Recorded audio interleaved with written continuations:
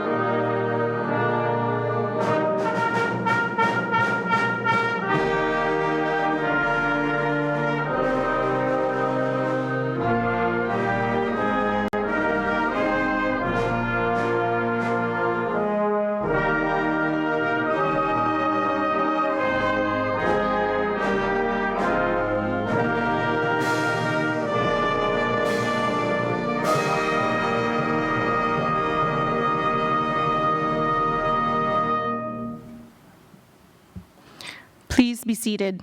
Veuillez vous asseoir.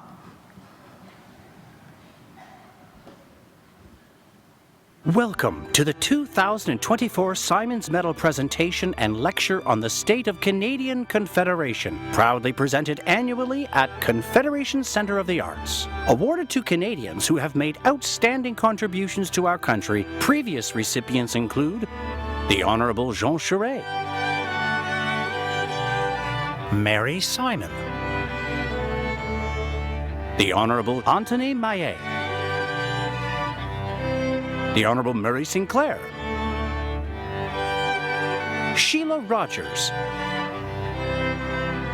and the Honourable Michael Ignatieff. A total of 23 recipients have been granted the award, hailing from coast to coast to coast. The Symons ceremony is held in the birthplace of Confederation to mark the anniversary of the Charlottetown Conference of 1864. Since long before that historic meeting, Prince Edward Island has been known as Epequet to the Mi'kmaq people, who have lived here for more than 10,000 years. We proudly move forward together in the spirit of reconciliation and to continue the ongoing conversation of an evolving Canada. Since 2004, the Symons Lecture Series has provided a national platform for diverse and distinguished Canadians to share their thoughts on the current state of Confederation, giving all Canadians the opportunity to reflect upon our country and its future. Named in honor of the late Professor Thomas Symons, a visionary and founding president of Trent University, Professor Symons was widely recognized for his contributions in the areas of public policy, heritage, and education.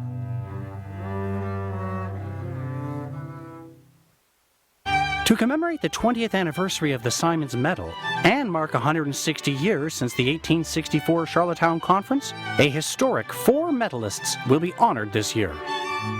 Christy Clark, 35th Premier of British Columbia. The Honourable Dr. Philippe Couillon, 31st Premier of Quebec. Joseph Handley, 10th Premier of the Northwest Territories. The Honourable Frank McKenna, 27th Premier of New Brunswick and 20th Canadian Ambassador to the United States of America. Their time as premiers covers 4 decades of Canadian politics, spans East, West, North, and Quebec regions of the country, and provides a wealth of experiences from across the political spectrum. This will make for a riveting and inspiring event.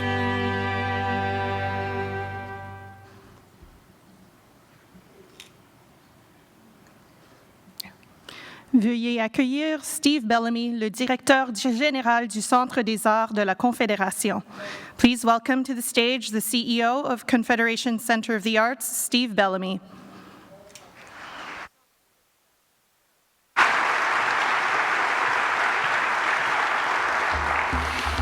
Koe, bon après-midi, good afternoon. Thank you all for joining us for this very special Symons Medal presentation and lecture. I want to recognize Her Honor, Lieutenant Governor Antoinette Perry, as well as Premier Dennis King. Thank you both for joining us. It means a lot every time you do. There are several elected officials, Confederation Centre board members, staff, and many distinguished people in the room today, far too many to name, so I will just say a heartfelt thank you for joining us on this important day. I do want to especially acknowledge Her Honor, Lieutenant Governor Antoinette Perry. We are honored to be the final event in her calendar this week as she closes out 7 years in office. Your Honor, we owe you our gratitude. You've been an outstanding Lieutenant Governor and an outstanding supporter of this centre during your time in office. Thank you for joining us. Yes.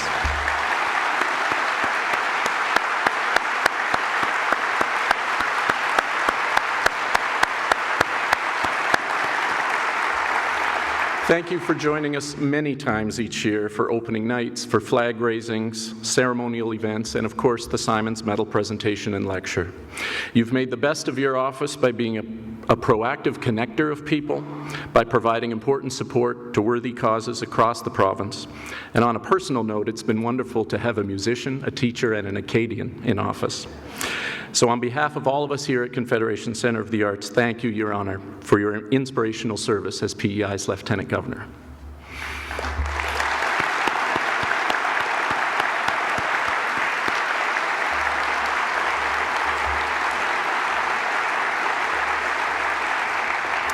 Many people are involved in bringing this special event to you. On behalf of Confederation Centre of the Arts, I want to thank all Centre staff for their excellent work, as well as the members of the Symons Medal Committee from across the country who volunteer their time year-round to make this event possible. There are many things that bring us together as Canadians: food, music, agriculture, sport, to name a few. But what truly unites us is our shared history and the spirit of Confederation that has shaped this nation. Confederation marked the beginning of a very special journey towards unity, bringing together diverse provinces and cultures to form a stronger, more united and cohesive Canada. In recent decades, we've been working better to reconcile with First Nations, Inuit, and Métis peoples as we continue the important legacy of always striving to improve as a country. Confederation Centre of the Arts stands as a testament to this legacy, celebrating the rich tapestry of Canadian culture and heritage. This is a place where stories from across Canada converge and where people come together to reflect on what it means to be Canadian. The Symons Medal presentation and lecture is one of those opportunities to connect as a nation and to hear from people who have worked hard to make Canada a better place. They will be introduced more fully in a moment, but I want to welcome the 2024 Symons medalists and their guests, as well as journalist Rosemary Barton, to Confederation Centre of the Arts. And now to get us started in a good way, with a welcome and land acknowledgement on behalf of the Mi'kmaq people, please welcome to the stage Mi'kmaq knowledge keeper, performer, and author, Julie Pelletier-Lush.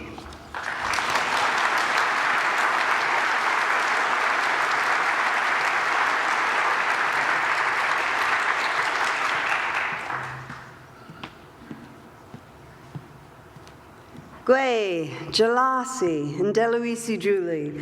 Hello everyone and welcome. My name is Julie Pelletier-Lush. I'm so honored and humbled to be here today. And I am Mi'kmaq, and I reside in this beautiful, unceded territory known as Mi'kma'ki, and I'd like to welcome all of you with peace and friendship.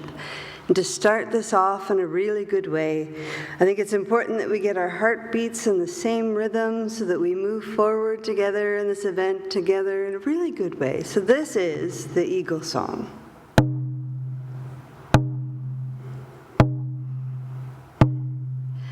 Way hi-ya, way oh hey, way hi-ya.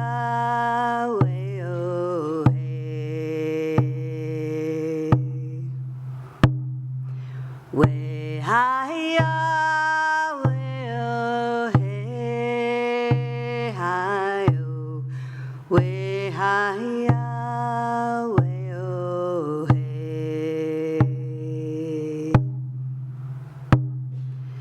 Jigaway Niskim, come to us, Creator.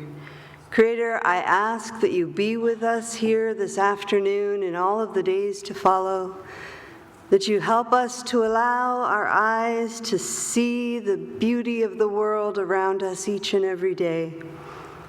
Creator, I ask that you be with us and allow our ears to hear the things that we need to hear. Creator, I ask that you allow our mouth to say the things that need to be said. And Creator, I ask that you be with us here in our minds so that we think good thoughts most of the day. And Creator, I ask that you be with us in our heart and let us know how loved we are and that we are never, never alone.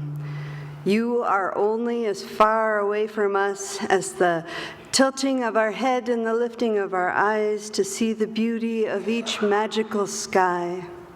So Wilalin Niskim. It's a virtual smudge to allow everybody to let go of any negativity that they may have had today and to end a smudge in a good way. Way hi-ya, way oh hey. Way hi-ya, way oh hey. Way hi-ya, way oh hey, hi-yo. Way hi-ya, way oh hey. Walalio, thank you so much, everyone.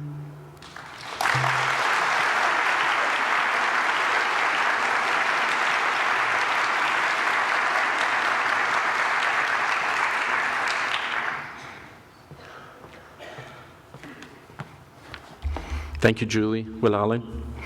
And now to present the 2024 Symons Medals, please welcome the co-chairs of the Symons Medal Committee. Veuillez accueillir les co-présidents du Committee de la Symons Medal, Robert Sear and Ralph Heinzman.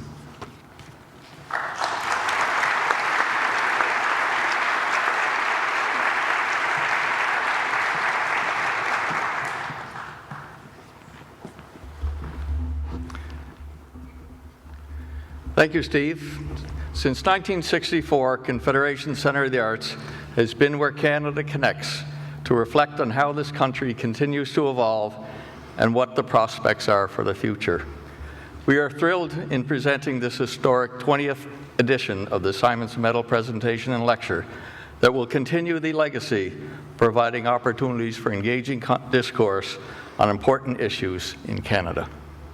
Nous célébrons cette année 3 anniversaires historiques, le 160e anniversaire de la conférence de Charlottetown, première étape vers la Confédération canadienne, le 60e anniversaire du Centre des arts de la Confédération, fondé lors du centenaire de la conférence de Charlottetown, et le 20e anniversaire de la médaille Symons.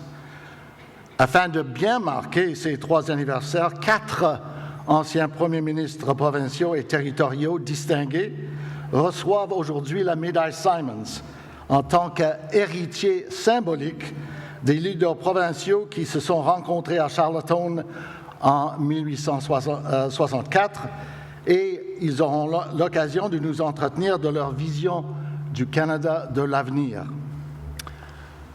To bring greetings from the province, let's welcome the Honourable Dennis King, Premier of Prince Edward Island.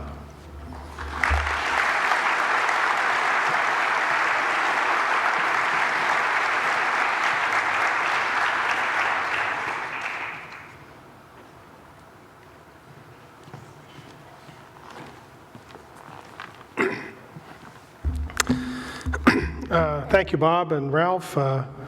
Good afternoon. Bonjour, Quay.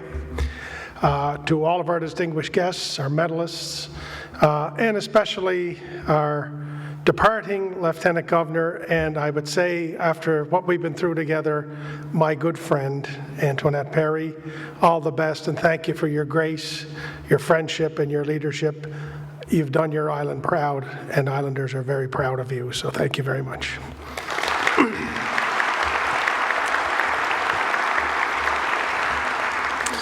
It is a privilege to join today as we commemorate, as we've heard, significant milestones: the 20th anniversary of the Symons Lecture, the 60th anniversary of this beautiful facility, the Confederation Centre of the Arts, and the 160th anniversary of the Charlottetown Conference. I can't help but think that in today's society, these anniversaries remind us of the importance of our shared history, but also our duties, the duties we have on our ongoing journey that we undertake together as a province, as provinces, and as a nation. Together today, we have the honor of awarding the Symons Medal to 4 esteemed Canadians, 4 remarkable former premiers, Christy Clark, Dr. Philip Couillard, Joseph Hanley, and Frank McKenna. Their leadership has made lasting contributions, not just to their individual provinces, but to our country as a whole. As a current premier, I understand the unique challenges and opportunities that come in the role. When I was first elected as the leader of the first minority government in our province's history, I worked to foster a spirit of collaboration across party lines. At the time, I felt that Islanders were tired of divisive politics, and they wanted their elected officials to work together for the common good. And it has worked very well, and it's something that we continue to this day. As we were doing this, much of the world and parts of our country seemed to be going in a different way, drifting further and further from unity. They were, and sometimes sadly continue to be, focused too much on division and the weaponization of ideas and opinions. In fact, I think you can relate, it's hard for most of us to turn on the TV some days because we don't see ourselves reflected in what has become the polarization of our politics. In this province, in this city, and in this building, the spirit of 1864 and the 1864 Charlottetown Conference echoes loudly. Not only does it serve as a powerful reminder of what we can accomplish by working together, it reminds us that we have the ability, but more importantly, we have the obligation to harness our strengths in the pursuit of something greater than ourselves. The dream for a united Canada began here. It remains our desire, our great hope, I believe, that the dream for a better, more inclusive, truly united Canada can begin here again. And that leaders of all political stripes recognize our shared responsibility and leverage our diverse experiences to create a better future for those of us who are so very fortunate to call this wonderful country home. That is what our founders believed. That is what the late Tom Symons believed. That is what I think Canadians believe in. And that is what our 4 former premiers believed in. We honor them today for the work that they've undertaken and promoted in the spirit of that. And I know it's what they believe to this day. I want to thank them for their unwavering commitment to Canada. I want to thank them, and I want to thank the family of Tom Symons and the wonderful leadership here at the Confederation Centre of the Arts for continuing this important work, for continuing this important conversation, and for celebrating the very best of this wonderful country here on this stage and on this premises each and every day. I want to say on behalf of all Prince Edward Islanders, congratulations again to our 4 Symons Medal recipients. And I would say, let us continue to work together to foster the understanding and unity that we all need now more than ever before. Thank you very much. Bonjour.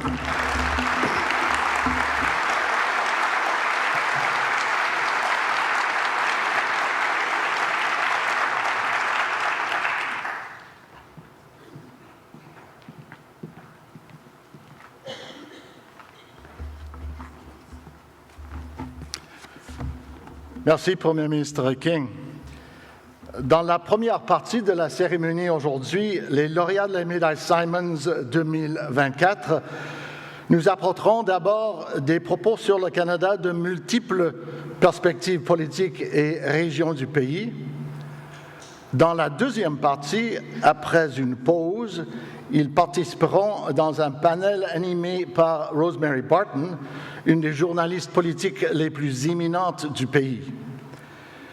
Nous nous permettons maintenant de présenter brièvement les lauréats avant de les inviter à monter sur la scène avec nous.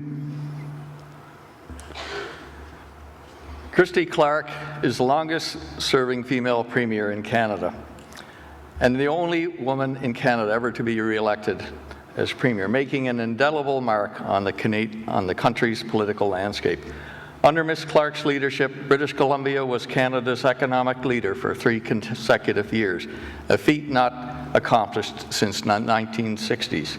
BC was the first in job creation among Canadian provinces, and she pulled her province out of a massive deficit to deliver 5 consecutive balanced budgets. Her legacy is marked by a deep commitment in planning for the future generations, leaving behind a province with a diversified economy, expanded market opportunities, a visionary clean energy plan, billions of dollars in infrastructure, and a significant reduction in the public debt burden to be carried forward by future generations of British Columbia. Christy Clark has traveled here from Vancouver and is joined by her colleague, Miriam. Le 31e Premier ministre du Québec, le Dr Philippe Couillard, a été neurochirurgien éminent et chef de département à Montréal, en Arabie saoudite et à Sherbrooke, avant d'entrer en politique provinciale en 2003. Élu à l'Assemblée nationale du Québec, Philippe Couillard est devenu un des ministres de la Santé les plus respectés dans l'histoire du Québec de 2003 à 2008. Revenu à la vie politique en 2013, il devient leader du Parti libéral du Québec et en 2014, Premier ministre du Québec. Par la rigueur de son administration, il a su laisser la province dans une condition financière qui ferait l'envie de n'importe quel autre gouvernement. Dr Couillard s'est toujours distingué par son sens de l'histoire canadienne, et en particulier du partenariat historique entre anglophones et francophones à la base du pays, symbolisé par le leadership conjoint de Lafontaine et Baldwin, et de Cartier et MacDonald qu'il a évoqué dans son allocution historique à la législature de l'Ontario en mai 2015. Unfortunately, due to a sudden illness in his family, Dr. Couillard is unable to join us today. I know I speak for all of us here today in expressing our deepest sympathy to the Couillard family on their loss.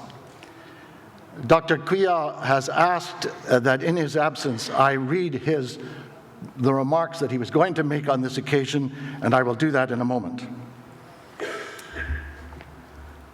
Following a career as an educator, Joseph Handley joined the Northwest Territories government in 1985 and served as deputy minister in a variety of portfolios, including education, renewable resources, housing, transportation, wildlife, and economic development.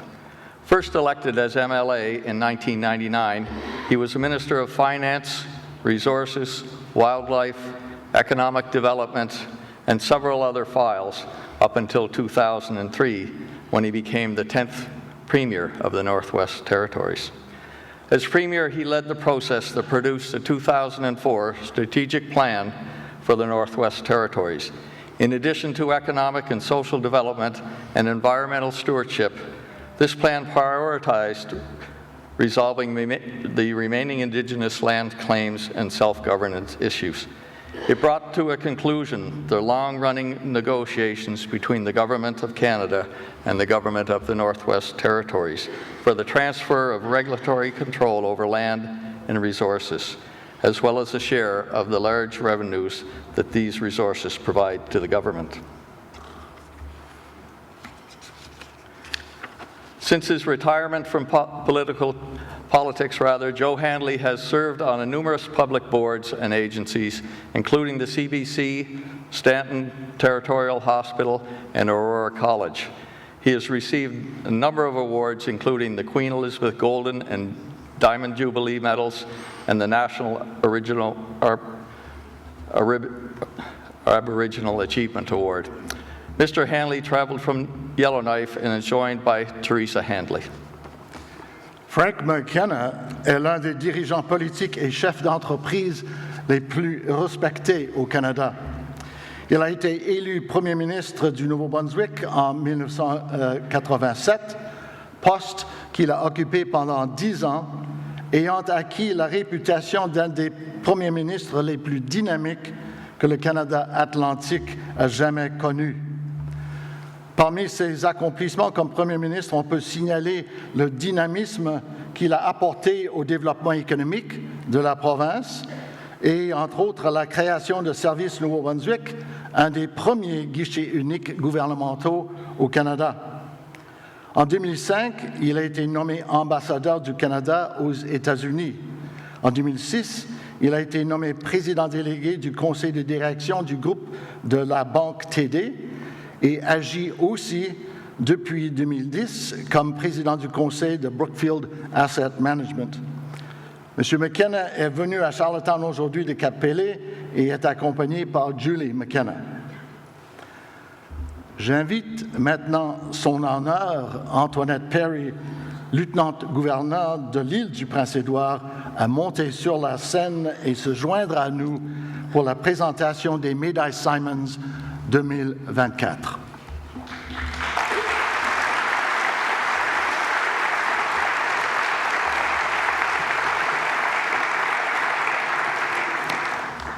Confederation Centre of the Arts is now proud to present the 2024 Symons Medal to Christy Clark, Philippe Couillard, Joseph Handley, and Frank McKenna. Please welcome them to the stage.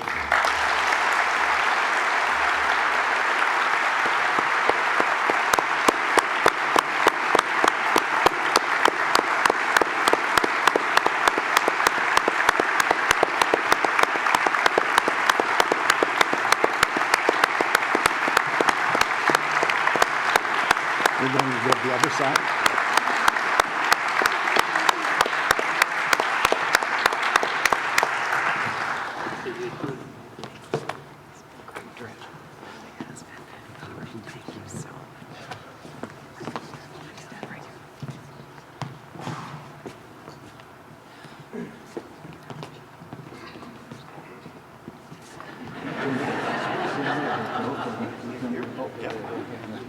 Christy, can you do it? You bet. So where do you want me to be?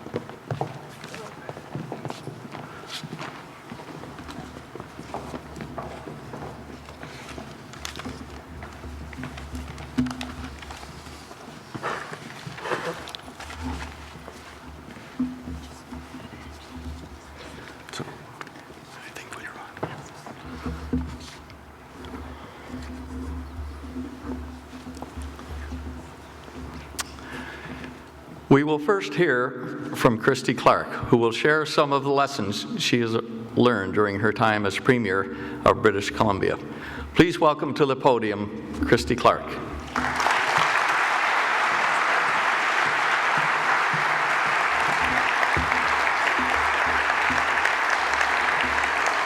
Thank you so much. Can I start just by saying thank you to the great city of Charlottetown. As you know, I'm from Vancouver, so we love rain. And I got to say, you folks really delivered on that last night here in Charlottetown. So thanks, you have certainly made me feel at home, no doubt about that. And Julie, thank you for the welcome on behalf of the Mi'kmaq. As a British Columbian, we understand very intimately how important it is that we make sure that reconciliation becomes something real in Canada. And your blessing and your welcome is something I also very deeply appreciate. So thank you, Julie. And of course, Bob and the board of the directors of the center here, to Steve Bellamy, who runs it, and the organizers of the Symons Medal. It is such a tremendous honor to be honored here today in this incredible place, the birthplace of Canada. And I have to say, you folks in PEI really make sure everybody knows that this is the birthplace of Canada. It is important that we come here today and do these things, because I don't think we spend enough time talking about Canada. And as Premier King so succinctly put it in his comments, we talk about a lot of other things. We talk about a lot of the things that are wrong with the country. We talk about the things that divide us and that we disagree on, but this place here is a place where we get a chance to talk about what's working in our country and how we can build it to make sure that this place is the same kind of country for our children and grandchildren and their children that it was for us.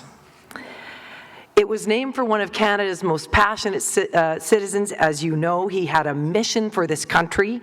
He wanted us to understand our history.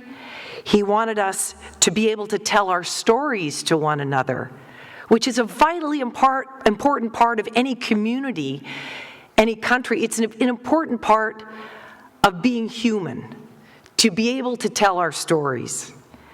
And he believed if we wanted to make our country strong, we needed institutions like this one. And of course, my thanks, of course, to your Lieutenant Governor. Nobody loves this island as much as she does. She's one of your finest ambassadors from Prince Edward Island, and I hear she tears off a heck of a hymn when she sits down at her organ at St. Simon and St. Jude Catholic Church every Sunday. She says you're going to get a little more of her at the organ when she retires, so you're lucky. And to be able to receive this award in conjunction with great Canadians like Frank McKenna, Philippe Couillard, and Joe Hanley makes this a really remarkable day for me. In this monument to nation building here in PEI, with money from every province and the federal government that came together to make this a reality, I don't think there is another building or edifice in Canada where every province has come together to kick in some cash to make sure that we could build something like this. And it really is an incredible achievement. And I think it's a certain sign that we are always ready for improvement, and we have a place to make that happen. So, as we heard earlier, we premiers are all being honored today because it was premiers here in this place that first made the country official. And every premier here comes from a different part of the country, and each of us brings a very different perspective with us as when we come. And so, you know, we see when we watch television, as Premier King said, First Minister's conferences, Prime Minister sits down, we negotiate how we're going to run this country together, and really what we're doing is trying to figure out how to put the pieces of the puzzle that is Canada together. And sometimes we fight like heck about that. But in my experience, all of that makes us stronger as a nation, the talking to each other, sometimes the fighting with each other, because we feel so strongly about it. But we take those conferences and those opportunities and we wrestle our vision for Canada to the ground until we find what we have in common. And I don't believe for a moment that those disagreements, when they become public, including the ones where we fought like hell in the back room and nobody saw it, I don't think that is any kind of a sign that Canada has a problem. I think it is a sign that we are busy solving problems as Canadians. It's evidence of country building. Work being done by people who are passionate about Canada and passionate about where our country should go next. That is the role that premiers have played in this country since our founding. And we all come to that conversation from somewhere a little different. And I know that PEI is a little different because when I arrived here on Sunday, I was at the Charlottetown airport and I was waiting for my bag to come out of the carousel. And a man who I didn't know comes up to me and he says, "Hi, my name is Bob. I'm waiting for my daughter. If you want to grab a ride with us, we'll take you to the hotel." So what do you do when you're in PEI? You say, "Yeah, okay." So then we're on the way to the hotel and he says, "By the way, you want to come to my place for dinner tonight?" So what do you do when you're in PEI? You say, "Okay, yes." And so 20 minutes after setting foot in this blessed island, I was sitting down to dinner with Bob and Kim and 10 members of their family enjoying a beautiful Thanksgiving dinner. And I reflected on that and I thought, if I had been sitting at a baggage carousel at Pearson or at Vancouver and a guy named Bob had come up to me and said, "Hey, can I give you a lift home and take you to my place for dinner?" I don't think I would have said yes. But it's those differences that really make this country so great. You can come to Charlottetown or Vancouver, Quebec City, Saskatoon, and every one of them has such a unique culture. And each one of us in each of our provinces, to extent, has a different purpose and a different feeling about what Canada should be. But I think most of all, we are all so proud that we are a little different. We understand in our hearts that that's part of what makes Canada a great place. And you know why Canada is like that? It's because our founders decided that that is how Canada should be. We should all have the right to be a little different. The men who signed the documents here that gave birth to this nation all those years ago, they knew that the only way to make this massive, diverse country a success would be to let the provinces do the bulk of the work in building their own places. They gave provinces the responsibility for building Canada all those years ago. Each province built its own economy, developed their own social culture, own education systems, and it meant that each province, including this one, including mine, became experts in themselves. And that is the story that those premiers wrote when they made Confederation happen right here. Premiers just like us. Well, I'm going to say not exactly like us, because there weren't any Indigenous people or any women in that group when Canada put together Confederation. But I have to say, on behalf of me and probably Joe, we're happy to be here now. Thank you very much, Canadians. And I'm an optimist. I believe that Canada and Canadians do have that innate drive to find what we have in common and the things that bind us together. And it makes the top of the newscast often when we don't agree. But I'm not upset when I see FedProv meetings that end in tears, and I have seen FedProv meetings that have ended in tears, there's no doubt about that, because I know we will always find a way as Canadians to remember who we are and why this country matters to us. But I do think that we have entered into a very different period for Canada. And hyperpartisanship isn't something that was invented in the last 25 years, but I think it's reached a stage in our country where it's become dangerously divisive for all of us. And I worry about that a lot. I can't remember a period in my lifetime where so many people have talked so darkly about the future of this country. Social media rewards absolutely the worst, most destructive behavior. It is the opposite of bringing us together. The legacy media is struggling, under-resourced, relying on clickbait and sensational stories to try and find customers. Politicians have stopped speaking about their opponents as opponents, and so often talk about their opponents as enemies. Why should we compromise when it's easier just to demonize? Why try and find common ground when your opponents have already demonized you? I love elections. Don't get me wrong, I love elections. My first election, I was 29 years old. I was running in a suburban riding in Vancouver against an established local politician. Nobody thought I was going to win that election. And then I won, and then I ran for premier years later. Vancouver Province, biggest newspaper in BC, ran a full front page with a picture of my opponent plastered on it, and the headline was, "This man could kick a dog and still get elected." But when the election was over, we'd won. No dogs were hurt in the process. And we knew, though, when we were done, that election, it was time to stop campaigning, and it was time to start governing in British Columbia.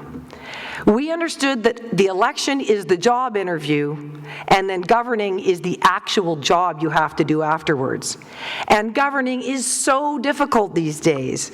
The issues are immense, they're getting tougher to deal with, and we have to focus hard if we want to meet them. We won't be able to address climate change, the housing crisis, the cost of living, if our leaders are spending their precious time worrying about firing our top health officials and wondering about whether or not kids should be allowed to change their pronouns. We don't unite the country by stoking class resentment with new taxes. All of that just makes growing our economy, preserving our standard of living, creating jobs a whole lot harder. It makes compromise harder, and it makes country building impossible. And I had the honor of serving as premier of my province for 6 whole years, and I made my share of mistakes. I'm still apologizing for some of them, I find. Rosie will probably give me a chance to apologize more in a few minutes. But I learned 4 important lessons before I leave you today, and they are this. First, I learned that all the best governments have shared goals, but they are also coalitions of people with vastly different opinions inside them. You need that full range of voices around the table. You need that experience from other places in government. You need gender representation. You need geographic representation, absolutely. But you need the views and the expertise of people that are different from your own.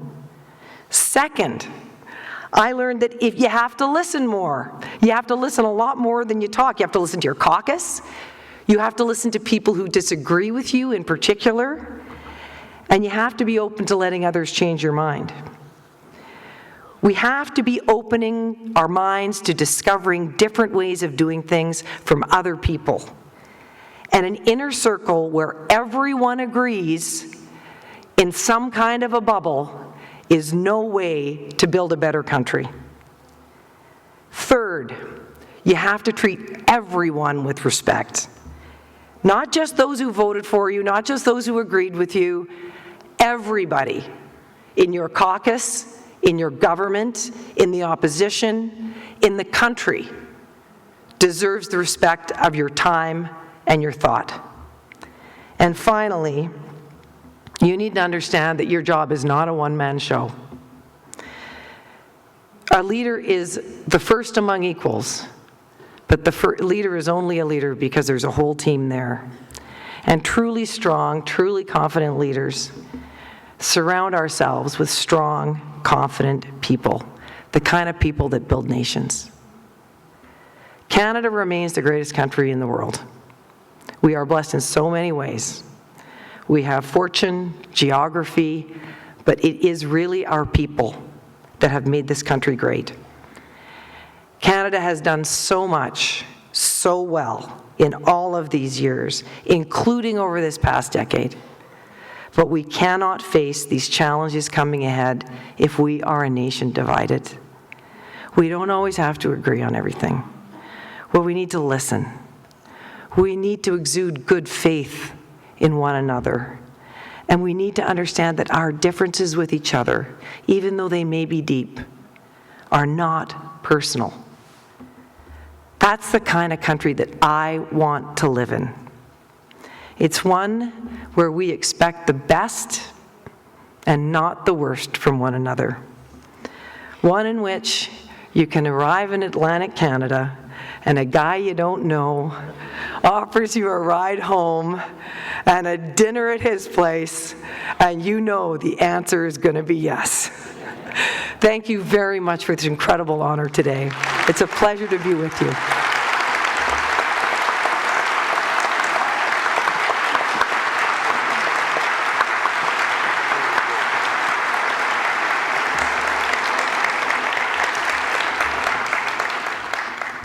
Thank you, Christy Clark. At this point, I was to have the honor of inviting Philippe Couillard to the podium to speak about Canada's future from the point of view of a former Premier of Quebec. But because of the death in his family, Dr. Couillard can't be with us today. And he has asked me to read the remarks that the address he was going to make on his behalf. So for the next few minutes, you have to remember that this is not Ralph Heinzmann speaking any longer. This is Philippe Couillard from the Lac Saint-Jean. And Dr. Couillard was going to say, first of all, I'm very happy to be with you here today. Frankly, I was not expecting such an honor. When I received the email from Ralph Heinzmann informing me of the award, I initially thought it was a prank. I want to express my deepest gratitude to the Centre, to Bob Sear, Ralph Heinzmann, and the other members of the Symons Medal Selection Committee, to Steve Bellamy, his team, and everyone involved in the preparation and organization of this great event. Also, my admiration for my former colleagues, the former premiers honored today. Frank McKenna, always a strong voice for his province, his region, and Canada. I still remember his very direct way of attracting new business to New Brunswick, 1-800-McKenna, a hashtag before its time. Christy Clark, a positive, collaborative force among premiers, speaking for BC, while always reminding us that there is more that unites us than what sets us apart in this vast, beautiful country of ours. And West Coast culture is not that far from Quebec's, in spite of the distance. Joseph Handley, former Premier of the Northwest Territories, his presence reminds us of two essential realities of Canada. As a Nordic country, we need to develop our northern lands in a sustainable way, and we must establish a true partnership with Canada's First Nations. It's great to be in beautiful Charlottetown, which played such an important role in the birth of our federation. In 1864, it hosted one of the two major conferences that paved the way to 1867. In Charlottetown, delegates from the legislative assemblies of United Canada, that is Quebec and Ontario today, New Brunswick, Nova Scotia, and Prince Edward Island, discussed a proposal for a union of the then colonies of British North America and adopted a framework for a future confederation. This was followed by a second conference in Quebec City, then finally London, with the British North America Act leading to confederation in 1867. By then, PEI had withdrawn because of a disagreement on the upper house. Nothing new under the sun. But all was not lost. Look around. We're in Charlottetown's Confederation Centre. In 2014, our group of premiers had fun reenacting a very famous photograph with top hats, taken on the steps of Government House. In our group were two female premiers, Kathleen Wynne and Christy Clark, something that would have been unthinkable in 1864. On nous a demandé de prononcer une courte allocution sur notre vision du Canada et ce qu'il faut souhaiter pour l'avenir de notre pays. Ma perspective sera naturellement celle d'un Québécois dont les racines remontent au début du XVIIe siècle, alors que mon ancêtre, Guillaume, charpentier de marine, breton, arrivé en 1613, fut parmi les premiers compagnons de Champlain. My views, of course, are influenced by this fact and are colored by our 2017 publication entitled Quebecers, Our Way of Being Canadians. This text is still relevant. It's worth a second look, or a first if you haven't read it yet. I regret that during the year of the 150th anniversary of Canada, our government was the only one in the country to develop a careful diagnosis of our constitutional condition, with the unfulfilled hope that others would follow and that this would lead to a conversation across the land. The photograph also illustrates a fundamental reality of Canada, a reality like the one symbolized by the absence of representatives of the Indigenous peoples of Canada. From the start, our country was an alliance between the French and English populations, as illustrated by the presence of Cartier and Macdonald. Without their wisdom and sense of compromise, the country could not have been born, at least not without struggles or maybe even violence. Let's remember that 1867 was only 30 years after the 1837-38 rebellions in Upper and Lower Canada, a blink of an eye in historical terms. I could stop the story here, but it would not be complete. The 1837 struggles were not only based on linguistic and religious issues, but mainly on the question of a truly representative, more democratic government in line with what was happening in Europe. This matter was crucial for both Papineau, Mackenzie, and their followers across linguistic divides. So at that time in our history, we learned that like-minded people could be found on both sides of this fault line. My favorite story, this is Philippe Couillard's favorite story, is Robert Baldwin and Louis Hippolyte Lafontaine uniting to form the first responsible government in the province of Canada between 1848 and 1850, running in each other's ridings to make the point of unity. During my time in office, Kathleen Wynne and I invited each other to speak at our respective legislatures, held joint cabinet meetings, and collaborated on many fronts. Si on réagit positivement à l'idée de partager des valeurs en dehors des limites étroites liées à l'ethnicité, on favorisera les unions comme la Fédération canadienne ou l'Union européenne. Si on préfère insister sur les identités comme déterminants de nos choix ou de nos alliances, on sera attiré par l'affaiblissement de ces unions jusqu'à en favoriser la disparition. Le risque est toujours le refus des compromis. Et si on choisit l'union, le rejet de toute expression identitaire, qui favorise alors les extrêmes avec le populisme de droite ou de gauche. Le sentiment d'identité est profondément humain. Il doit pouvoir s'exprimer. Comme l'a écrit Alain Malouf, nos identités sont multiples. Il faut se garder de faire de l'une d'entre elles un instrument de domination et d'exclusion. Je termine cette digression pour revenir à notre histoire en faisant un bond de plus d'un siècle.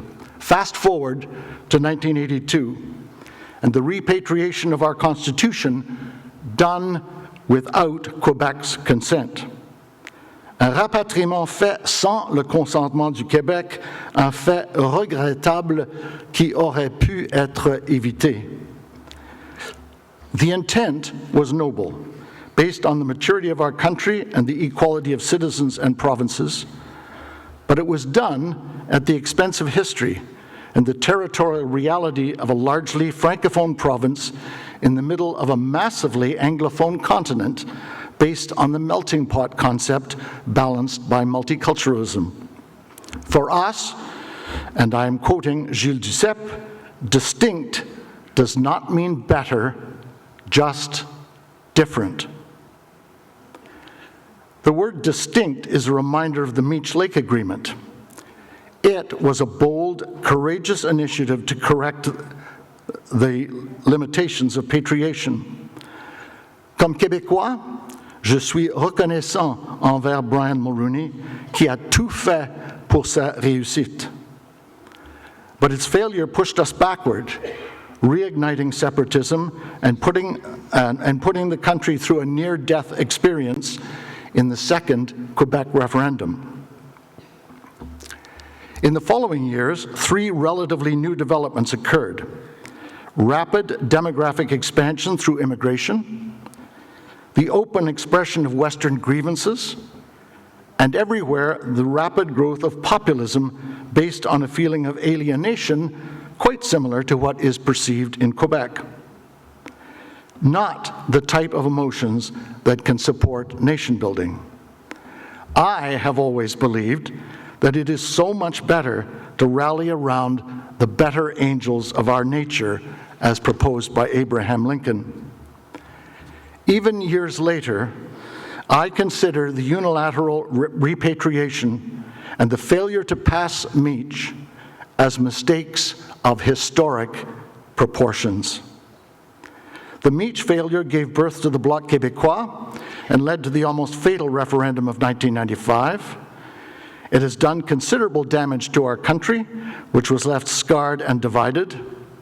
In Quebec, it has led to a feeling described by Guy Laforêt as an interior exile. The principle of a Canada based on 2 founding partners was abandoned without discussion with or the agreement of one of the 2. For the First Nations, a great opportunity for progress, an opportunity to also be recognized, was lost. There was a subsequent attempt to correct this with the Charlottetown Agreement, but we know how this story ended. We should accept that one day, under the right circumstances and with the right people around the table, the Constitution will be reviewed, discussed, and improved to better reflect our times, as is done in many countries. When in office, my position was that the next round would probably not be initiated by Quebec, but rather by Western provinces, the First Nations, or around a specific issue like equalization. Also, that Quebec would only participate if its long-standing issues were also on the table. I don't believe that the present or future governments of our province would act any differently. Il est tentant pour certains de déclarer que ces périodes de débat existentiels sont derrière nous et que l'époque durant laquelle l'indépendance était un facteur politique influent est révolue.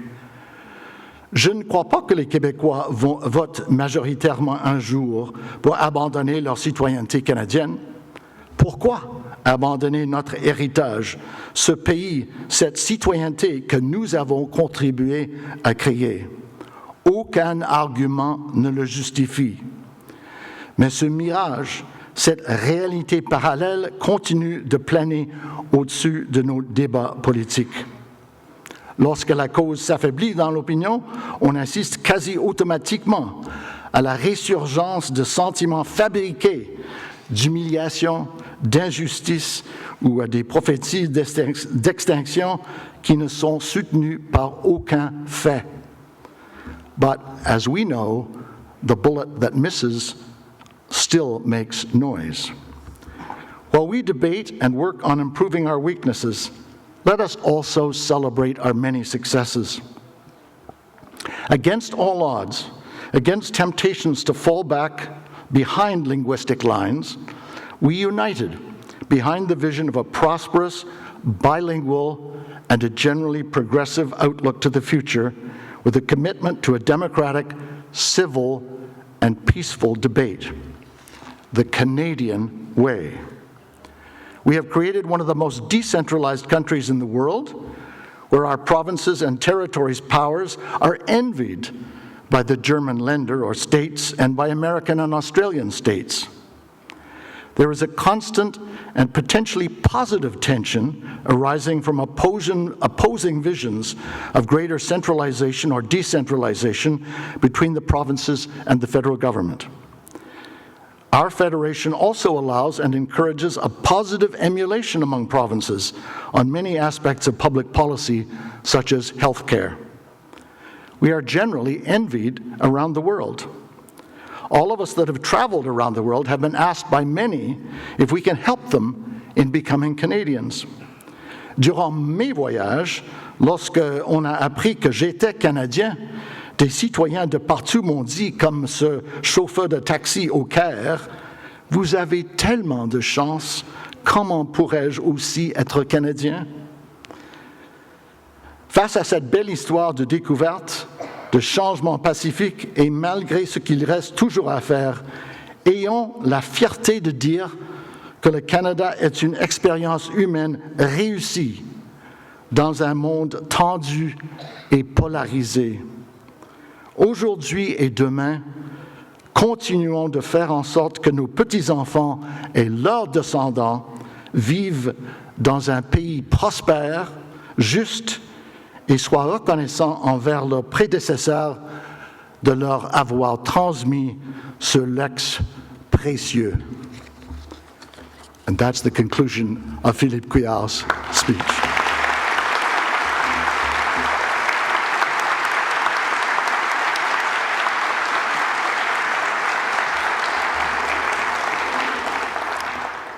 Thank you, Ralph, and thank you, Dr. Couillard, for those remarks. We will now hear from Joseph Handley, who will speak about Indigenous self-governance and the developments that have shaped the role of Indigenous people in Canada and the North. Please welcome Joseph Handley.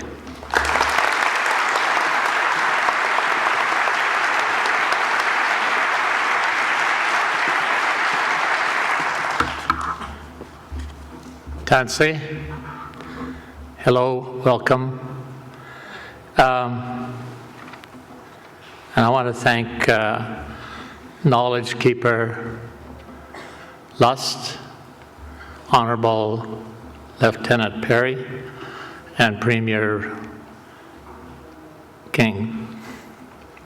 The last words that my wife told me before I got up here, she said, "Don't be nervous. If you're nervous, you make everybody else nervous." So, are you nervous? I hope I'm not making anybody nervous. It's not my intention. I'm very honored to be among so many distinguished Canadians as in this room, and I want to thank the selection committee and others for putting my name forward. When I got the phone call, I thought they'd made a mistake. But I'm proud to be here. I am a proud Métis from a humble background in northern Saskatchewan, who has been fortunate to live and work in many parts of Canada and elsewhere while trying to understand the challenges and great benefits of being Canadian. And I can tell you there are no stronger Canadians than Indigenous people. Wherever I go in the country, I get that feeling that they are Canadians and they're proud to be Canadians. I've been in the Northwest Territories for 39 years, and people often ask Teresa and I, why don't we move south now that we're retired?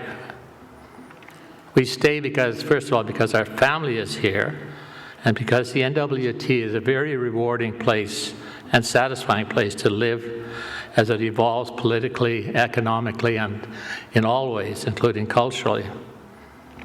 We as Northerners continue to find our place in Canada, and both of us, Teresa and I, want to be part of that evolution. It's exciting, and I can't think of a more exciting place to live than the Northwest Territories. My comments today are based on my perspective from the North, not representing anyone except myself and Teresa, because she always tells me what to say.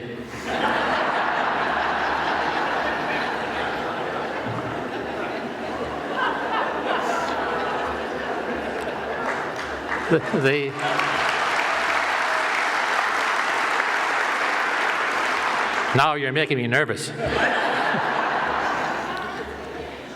The Northwest Territories, all my comments are based on the Northwest Territories. And the Northwest Territories is a place where residents have an opportunity to determine the future of an integral part of Canada, not only in territorial and municipal politics, but also in the process of determining, being partners in and determining the role that Indigenous governments are going to play, because we realize it's not just a federal and provincial government, it's also an Aboriginal government, and we work well together.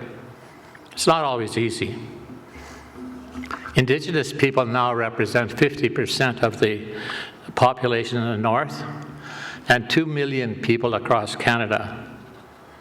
In most cases in the north, they're taking steps towards self-determination for their lives and land rights. These jurisdictions have participated in the gradual settlement of land claims. When I talk about self-determination, I'm talking about self-government, but also responsibility and a role in self-determination at the family level, at the community level, at municipal, and also territorial and federal. But it's a complex process. And I often ask myself, why is it taking so long to transfer self-government, which we all practice with our own families? Why is it taking so long to transfer self-government and land rights? It's now 40 years since the first self-government comprehensive agreement was signed with the Inuvialuit in the northern part of the Northwest Territories. That's a generation away. And we've seen a lot of progress made to include Indigenous governments in all phases of governance. But the one that I often wondered about is we've taken a very judicial and piecemeal approach across our country to doing it. So we see a lot of different arrangements being made in Eastern Canada and Central Canada and Western and in the North. But we also recognize that Canada is one of the few places in the world where citizens can take part in designing their form of government respectfully and without animosity, mostly. I encourage, and it's been like that ever since Confederation. I encourage every Canadian to continue that practice and exercise their rights and responsibilities to make Canada an even greater place, greater than it is even today. And I tell you, it is through civic service, particularly in elected office, that we can do what most people in the world cannot do. And just think about the countries in the world and we realize that. Today, in a few minutes, I picked a very broad topic, a very complex problem, but today I'd like to comment on 3 significant agreements or developments that have shaped the role of Indigenous people in Canada and the North since they were discovered. Discussions in the 1860s leading to Confederation were a long way from the daily activities and concerns of Indigenous people and settlers living in what is now the Northwest Territories. Their land and lives were controlled by nature, and they were governed since 1670 to that time by the Hudson Bay Company. The main development following Confederation that set the course of the North as we know it today was the purchase by the Government of Canada of Rupert's Land and the Northwest Territories from the Hudson Bay Company. You know how much they paid for it? $1.5 million. Not a bad deal. That purchase was quickly followed by creation of the Indian Act and the signing of Treaties 8 and 11, which covered the southern parts of the territory.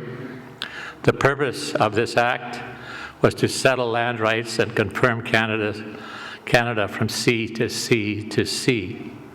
And of course, to get this land before the United States, who had just purchased Alaska, and were looking east and wanting to, and considering ownership of the rest of the North. So they put out 1.5 million. And to free up land for settlers. The Indian Act, unfortunately, when we look back, was designed to assimilate Indigenous people into Euro-Canadian culture and protect their interests until they were deemed capable of managing their own affairs. Through the Indian Act, Canada maintained control over all aspects of Indigenous lives, such as the standards for education, family and social services, housing, health, economic development, virtually everything. This wasn't done in 1867 and following the Indian Act through any sort of meanness. It was because at that time there was an ethnocentric bias of European-based cultures. Really, it is somewhat unfair to judge them by today's standards and today's beliefs. Criticism is often aimed at the federal government for control they have maintained over Indigenous lives. But times are changing, and governments are accepting that Indigenous people cannot easily be assimilated into Euro-Canadian culture, and that they do have an inherent right to self-government on their traditional lands. Pierre Elliott Trudeau in 1969, his vision of the country of Canada was where all people were equal. He introduced a draft policy referred to as a white paper, the purpose of which was to abolish the Indian Act. Indigenous people at the time were not ready to make such a change and rejected his vision on this matter for fear of losing their relationship with the Crown. I have to say that Indigenous people, even today, have a love-hate relationship with the Indian Act, in spite of over 25 revisions and amendments since it was proclaimed in 1867. Most of those who fall within the provisions are not happy with it, but even today might not vote to abolish it. This is in spite of generational trauma the Act has created. This trauma has been caused largely by the legacy of residential schools and the 60s scoop, and has manifested through a high level of poverty still experienced today, especially in smaller communities, despondency, shortened life expectancy, and general oppressive provisions of the Act. To abolish it in one swoop would erode certain provisions, such as Indian status and structure of local community and governance and community life. It wasn't the right time to talk about Canada just being a French-English country. But today, I believe, this is my personal belief, that maybe it's time to revisit the Act. And I'm not sure how many people, Indigenous people, would agree with me, but I think it's outdated. And we can see that especially in self-government comprehensive claims in the Northwest Territories, where we have Inuit and Métis and status Indians working together. If either you're a beneficiary or you're not. No one, they may individually see themselves as one or the other of the Indigenous groups, but they work together. Paternalism, as represented in the Indian Act, may bring a level of security and certainty, but it seems to me it also limits growth and entrepreneurship. Wheels of government move slowly and cautiously. It took 100 years after Confederation of the Canadian government in 1980 began the process of repatriating the Canadian Constitution from Great Britain to Canada. This brings me to a second major agreement. At the insistence and protests of Indigenous leaders, this was the awareness of the need to include Canada's original people in the repatriation and further design of the Canadian Constitution. The Prime Minister and Premiers of the day listened. This series of meetings marked the turning point of Canada from a policy of assimilation to integration. of Indigenous people into the vision and governance of Canada. For the first time in history, negotiation tables have included room for Indigenous representatives in the government-to-government discussions. The results included Indian, Métis, and Inuit. Until that time, Métis were not given any recognition of their heritage. But Section 35 of the Constitution Act processes for fair and just reconciliation of issues as well, and the process for determining the rights of self-determination and self-government on their selected lands, and the right to practice their own culture and customs, including language and religion. This was a huge step forward for Canada, and particularly for all Northern Indigenous people. It set out terms of land claims and self-government negotiations that were different than the old numbered agreements, the community treaty agreements. The first Northern agreement, as I said, was finalized in '84, and it's since been followed by agreements with the Gwich'in, Saulteaux, and the Clicho. There's still more work to be done. Now the next steps are ongoing completion of the other negotiations, and implementation has been complicated, but must now be completed. And unfortunately, until significant progress happens in all of the negotiations all across the country, future Canadian governments will continue to face costly claims from Indigenous people and their lawyers. It's also interesting, and a concern of mine, that is the federal and sometimes the provincial and territorial governments have been willing to transfer responsibility for programs that cost money to Indigenous governments, but are unable or unwilling to transfer revenue-generating programs. For example, just a couple of weeks ago, the Prime Minister was in Inuvik in northern NWT and transferred over child and family services to the Inuvialuit. But yet when it comes to revenue generating, there's been more of a reluctance to let go of some of the money. Did you know that, for example, the diamond mining companies in the Northwest Territories have paid more than $26 billion, with a B, in resource royalties from earnings on traditional lands to the federal government, but only a small fraction of that to the GNWT, and even a smaller fraction to Indigenous governments. While there would be no problem with reducing the grants and instead paying a share of resource revenues, it's a lot different for any people to receive a share of earnings than it is to receive a grant. A grant has a stigma to it. We have to break away from paternalism, but well-intentioned approach of the past, and instead trust the Indigenous self-governance to make right decisions affecting their people and lands, except where there's a federal or territorial interest. Why should Indigenous leaders be limited to making recommendations on applications to the federal government instead of making decisions on their traditional land? I'm confident with time, more trust will be awarded to Indigenous leaders.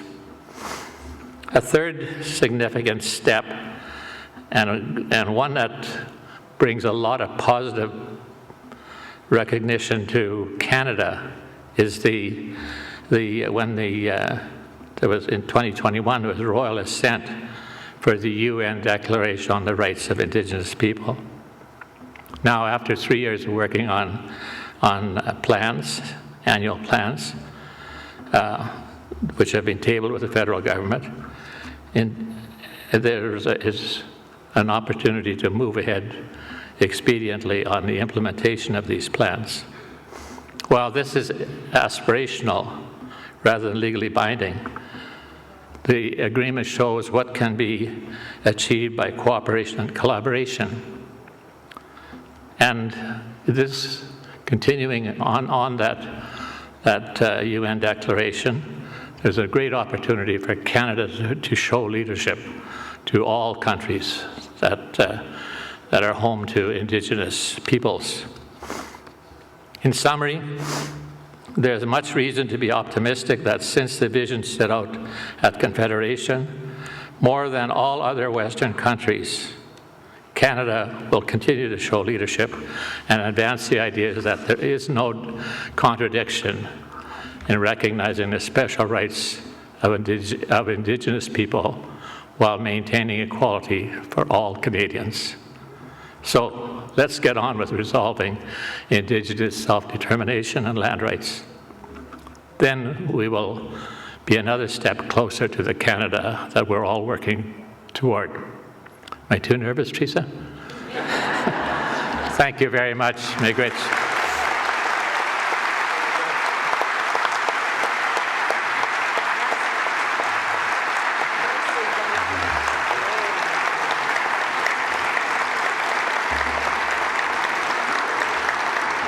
Thank you very much, Joe Handley. Le dernier mot de cette première partie de la cérémonie aujourd'hui appartient à Frank McKenna. Il me fait plaisir de l'inviter à prendre la parole et nous parler de ce qu'on peut espérer pour le Canada dans un monde en évolution de plus en plus rapide. Veuillez accueillir avec moi, s'il vous plaît, Frank McKenna.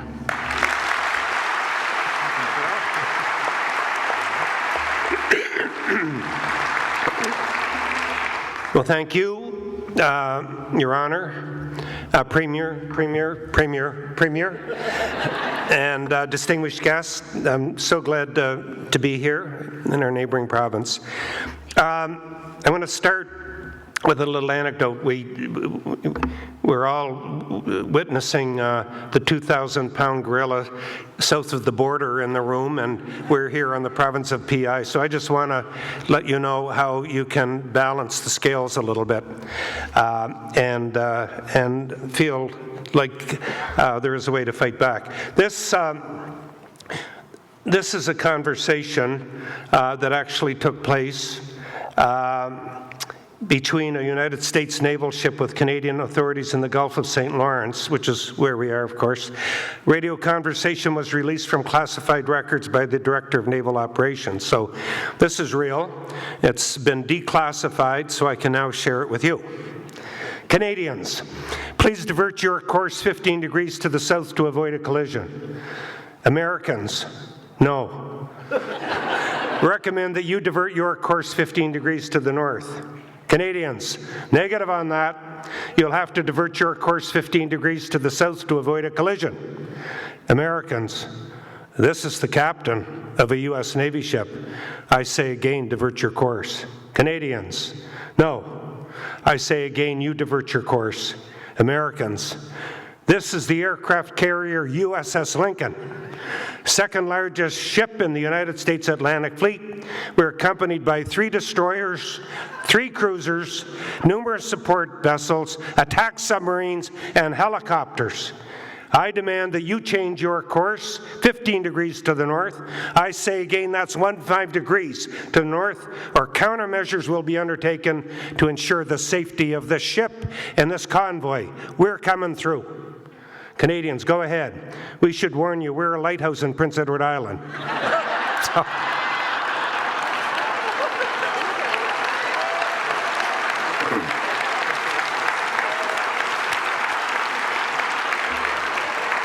So you see, we can fight back. We're not helpless.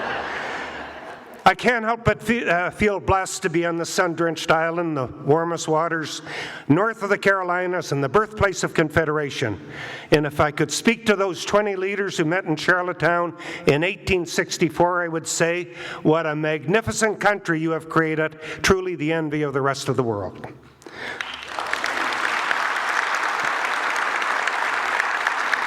I also feel extraordinarily blessed to be walking in the footsteps of giants, previous recipients of the Symons Medal over the last 20 years, and also in the memory of Professor Symons and his extraordinary career. I also feel blessed, humbled, and honored to share stage with leaders for whom I have extraordinary respect. Good leadership is in short supply, and I might add, so is good followership. We could use more of both. I want to speak directly to the issue of change and its consequences, and I hope that I leave you today feeling a little bit better about this world in which we live. Following the daily news is enough to make you retreat to a cabin in the forest, stock it with canned goods, and wait for the apocalypse. We're saturated with stories of wars, heinous crimes, terrible atrocities, scandals and deficits, melting ice caps and droughts, and so on and so on and so on. In a word, we're being overwhelmed with negativity. But I stand before you today to deliver a message to you about a world of hope, a world of joy, and a world of opportunity for you and the world in which we live. Mais je suis devant vous aujourd'hui pour vous livrer un message de bonheur, d'espoir et de possibilité pour vous et pour le monde dans lequel nous vivons. Because the world in which we live is actually a better place than the headlines indicate. Indeed, it's a far better place. It's a better place than it was just a week ago, a better place than it was a year ago, and a far better place than it was 10 years ago. Because all this change that is so overwhelming is also dramatically improving the quality of our lives. At university, we studied the famous naysayer Thomas Malthus. In 1798, he said, "The supply of food cannot keep up with the growth of the human population, resulting in disease, famine, war, and calamity." In fact, since this famous prophecy, what we're seeing is the exact opposite of that prediction. There's been a straight line negative correlation between prosperity and reproduction. Wealthiest countries have the lowest fertility rates, creating population shortages. Canada is a textbook example. Our current fertility rate is 1.3 children per woman. We've learned from demographic data that the fertility rate must rise to 2.1 children per woman to replace the population. The exact opposite of the Malthusian prediction. Of course, in Canada, immigration is being used to fill the gap. Other countries aren't quite as lucky. Since Malthus' prediction, the population of our planet on average, it's richer and it's healthier. The population has grown from 1 billion to 8 billion people, and we've learned to feed them. Our life expectancy has improved dramatically. In 1900, our life expectancy was 32 years. That's how long we could expect to live on this planet. Now it's 70 years.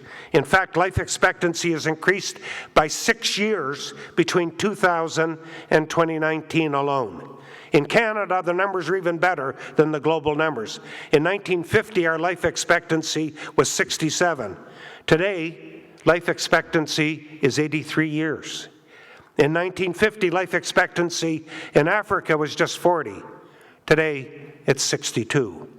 And we're healthier. An important indicator of good health is child mortality.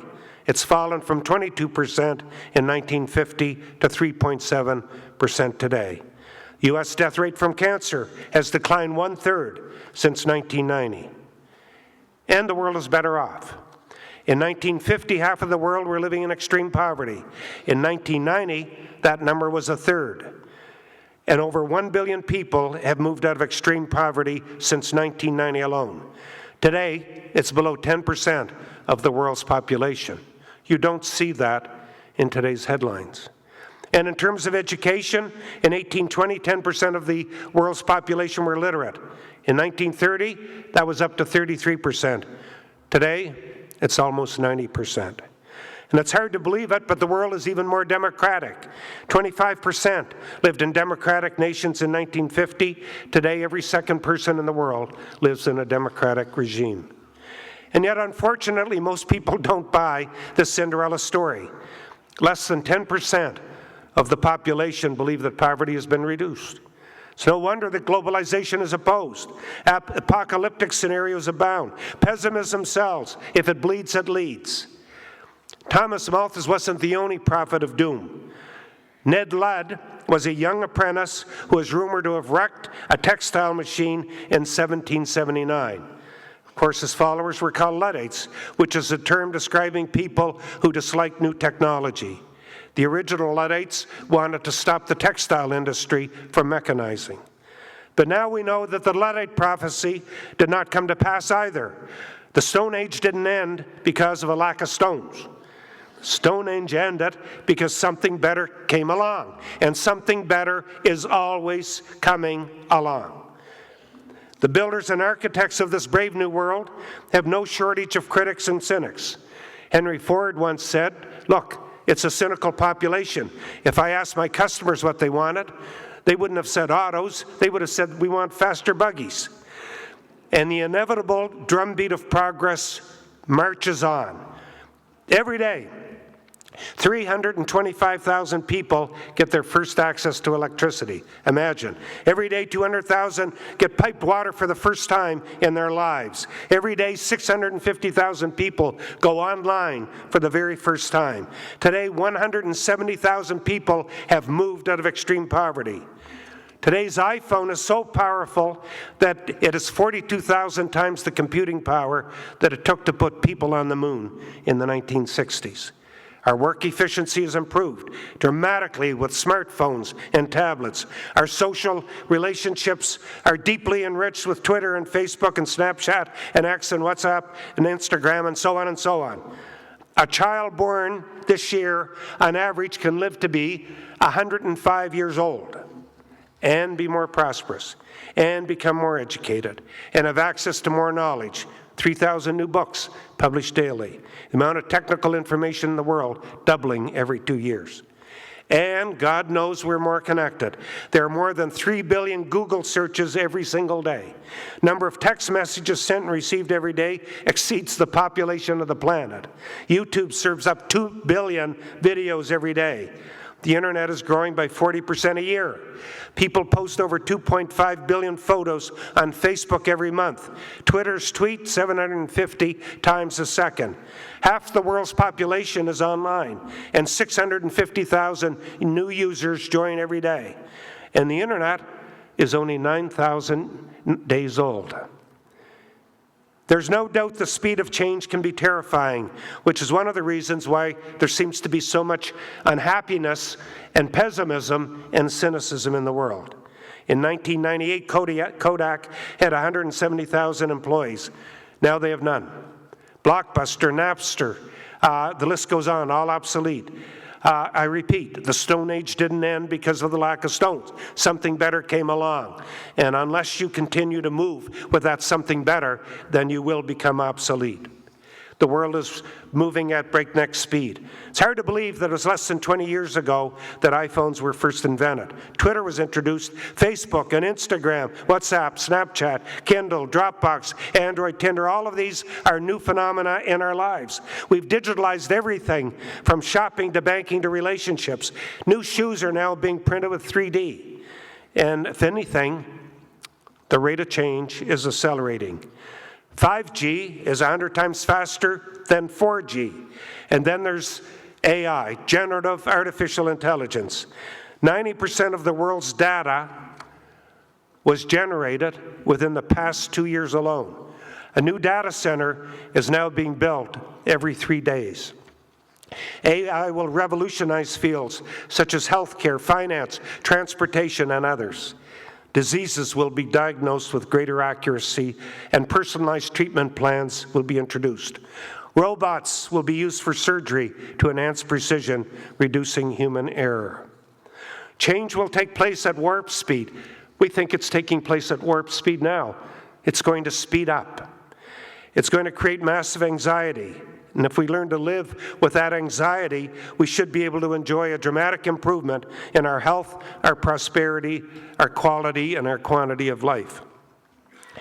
And on this 160th anniversary of the beginning of this great country, there's no place better to celebrate this brave new world than Canada. We live in a country of magnificent achievement and staggering potential. We're the most blessed people on the planet. We live in a country that has never really known war in its soil, the scourge of famine, the terrible pain of earthquakes and tsunamis, and other natural disasters. We live in a country replete with arable land, 20% of the world's fresh water on the border between Canada and the United States. We live in a country where we've been able to balance a market economy, fiscal discipline, with progressive social programs. We live in a country where we truly believe that we are our brother's keeper. We live in a country that believes that government is not inherently evil and that can make improvement in our lives. We live in a country that's prepared to balance collective rights with individual rights. We live in a country where reasonable control on firearms is supported, where incarceration balances punishment and rehabilitation, and where climate change is not denied. We live in a country that's been able to find a degree of accommodation, not always perfect, but to find a degree of accommodation between our two founding linguistic communities and our First Nations. We live in a country of immigrants, a country that welcomes people from far-off lands to our bosom with welcoming arms. We live in a country that accommodates individual culture and languages and celebrates their customs and their deeds. When a mosque in Cold Lake, Alberta was defaced with the words "Go home" several years ago, it was quickly covered over with a sign which read, "You are home." Do not take, I should say, let us not take our good fortune for granted. I would implore us that we live our life with charity and compassion and joy and hope and optimism. We've been granted a very precious gift, a good life in a good country in a world that is rapidly improving for the lot of humanity. We have, in my view, perhaps the greatest weakness in our country from our greatest strength, and that is that we are so well off, we have so much that we take for granted. Complacency is our biggest enemy. We need burning platforms. We need our grasp to always exceed our reach so that we can always try to make this world better than the world that we inherited. We should never feel like we can borrow, whether it's in climate or whether it's financially, from the future and not end up paying for the present. We need to accept our responsibilities as stewards of a country that has been extraordinarily blessed, and we need to pay it forward and pass it forward in better condition than the world that we found. And I'd close by saying this. It's often said by Canadians, sometimes people accept it as true, sometimes not, that the world needs more Canada. Well, whether that's true or not, I can say categorically that Canada needs more Canada. As my friend Chrétien would say, vive la Canada! Thank you.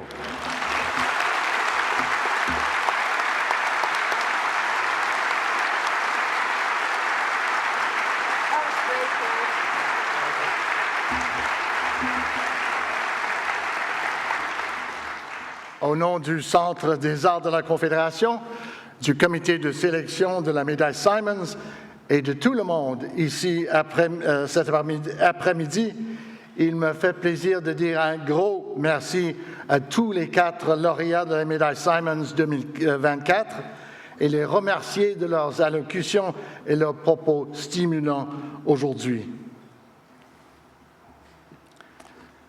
We will now take a 20-minute intermission, which will be followed by a panel discussion moderated by Rosemary Barton. Thank you, and we'll see you after the intermission.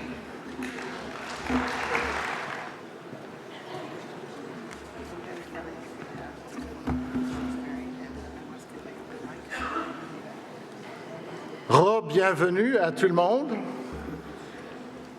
Nous aurons maintenant la chance d'assister à un dialogue entre les 3 lauréats de la médaille Symons qui sont avec nous aujourd'hui. Le panel sera animé par la journaliste chevronnée et correspondante politique principale de CBC, Rosemary Barton. Rosemary Barton.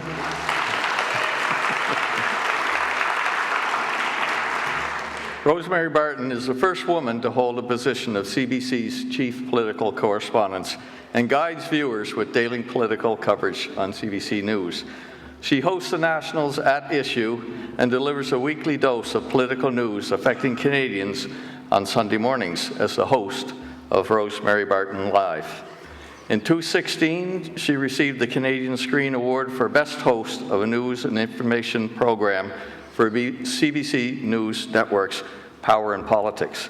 Please welcome the 2024 Symons Medalist back to the stage with Rosemary Barton.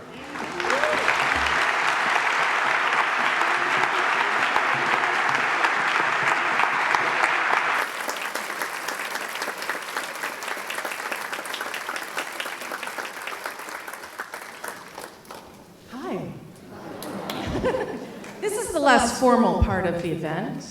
I'm hoping we'll have a conversation and some laughs and try and get some answers from our guests. Thank you all for having me, Steve and the Centre. Thank you for inviting me. Thank you for getting me the heck out of Ottawa for 24 hours.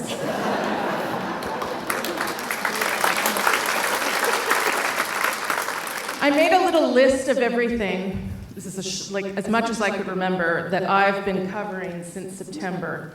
After I came back from my summer hiatus. Bear with me. The end of the supply and confidence agreement between the Liberals and the NDP, multiple confidence votes that the government survived, the passing of pharmacare, the House of Commons grinding to a halt and no business being done. Now they're on a break week. 3 elections in provinces, including in Christy Clark's on Saturday. The beginning of a revolt against the Prime Minister of Canada by his own caucus. One of your own MPs might be involved. Watch Power and Politics later for that. And as I was flying here, on a more serious note, the government expelled 6 Indian diplomats, and the Prime Minister told the country that India had supported a campaign of violence against Canadian citizens. So my bosses were wondering why they had approved me going here and when the heck I'm coming back. But I am delighted to be here. I'll be back tomorrow morning. The Prime Minister's in front of the Foreign Interference Inquiry, so there's a lot going on. There's a lot going on, and I was glad that Frank McKenna said all that about change, because it is very difficult, I think, for all of us to navigate the world right now. I didn't even mention, of course, the 2 wars that are ongoing. It's very difficult to be a journalist. I noticed that almost everyone mentioned how wonderful watching television is these days. Thank you all for that. And it's very difficult to sort of stay on top of things that affect you and your families. So it's actually nice to have a moment to sit here and just think about the state of the country and talk about the country rather than be caught up in the whirlwind that is my job. So I'm glad to have the chance to discuss it all with you all who have done so many remarkable things in your lives. I'm going to start with a super easy question. Christy Clark's already shaking, but I'm not. I love former politicians, current ones not as much. I'll start with... Us too. Yeah, I bet. I'm going to start with you, Frank McKenna. I just want your sense of sort of the state of democracy in this country. We don't have to get into foreign interference and everything that's happening, but just whether you feel like people are engaged and how politicians are helping or hurting our ability to be part of shaping this country. Well, it's a big question and an important question. I think we tend to be cynical. I find now that I'm not elected, I'm quite cynical about the state of politics. But I actually think that in Canada, we produce very good political leaders. None of us were perfect or are perfect, but the people that I've served with and the people that I observe are sincere people trying to do their best for the country. Yeah. They're not dishonest people, they're not vicious, and they do respect democracy. And if the government changes in BC or Saskatchewan or New Brunswick, people will walk out the door and other people will walk in the door. So I think in that sense our democracy is safe. I want to say one final thing though on this. In terms of maybe a proof point to that. The last time that you and I met, and the last time I think that you and I were together, Christy, was at Brian Mulroney's funeral. And Brian Mulroney led this country through some very controversial issues, whether it be the GST or whether it be free trade. Even building the bridge here in Prince Edward Island was controversial and so on. But at the end of it, I felt that he would have been extraordinarily proud with the way that he was lauded and respected at his funeral. People looked at his record of accomplishment and concluded that he had been a wonderful leader for our country. And all of us from all political persuasions were there to honor him for that. And that you didn't always get along with him, we should say. Pardon me? You didn't always get along with him. No, not always. I actually got along with him quite well because you didn't agree with him. He gave me a lot of money for my highways and for a lot of things. But no, we didn't agree on everything. But I think all I'm trying to say out of that is that at the end of the day, I think Canadians do respect the sincerity of the people who have served us. Yeah. How about you, Joe Hanley? Do you think that people are engaged in democracy enough right now in this country? I think they are.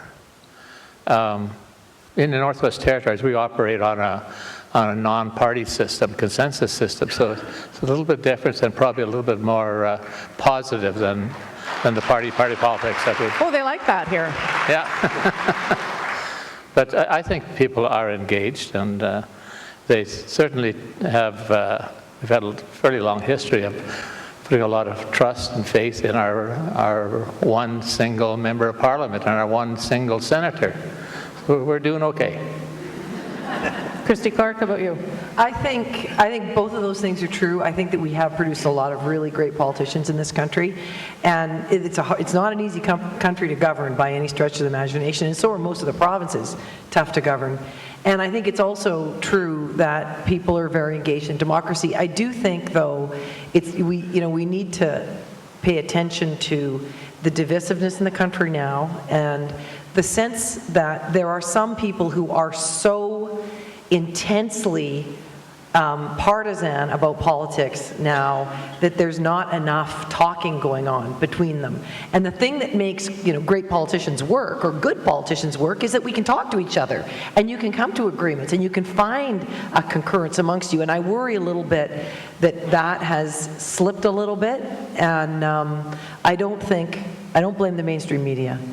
But I do think that social media and some of those other fora have made it really easy to live in an echo chamber, and that's affected democracies around the world. And I think we should be aware of that, and we should do what we can to try and improve it.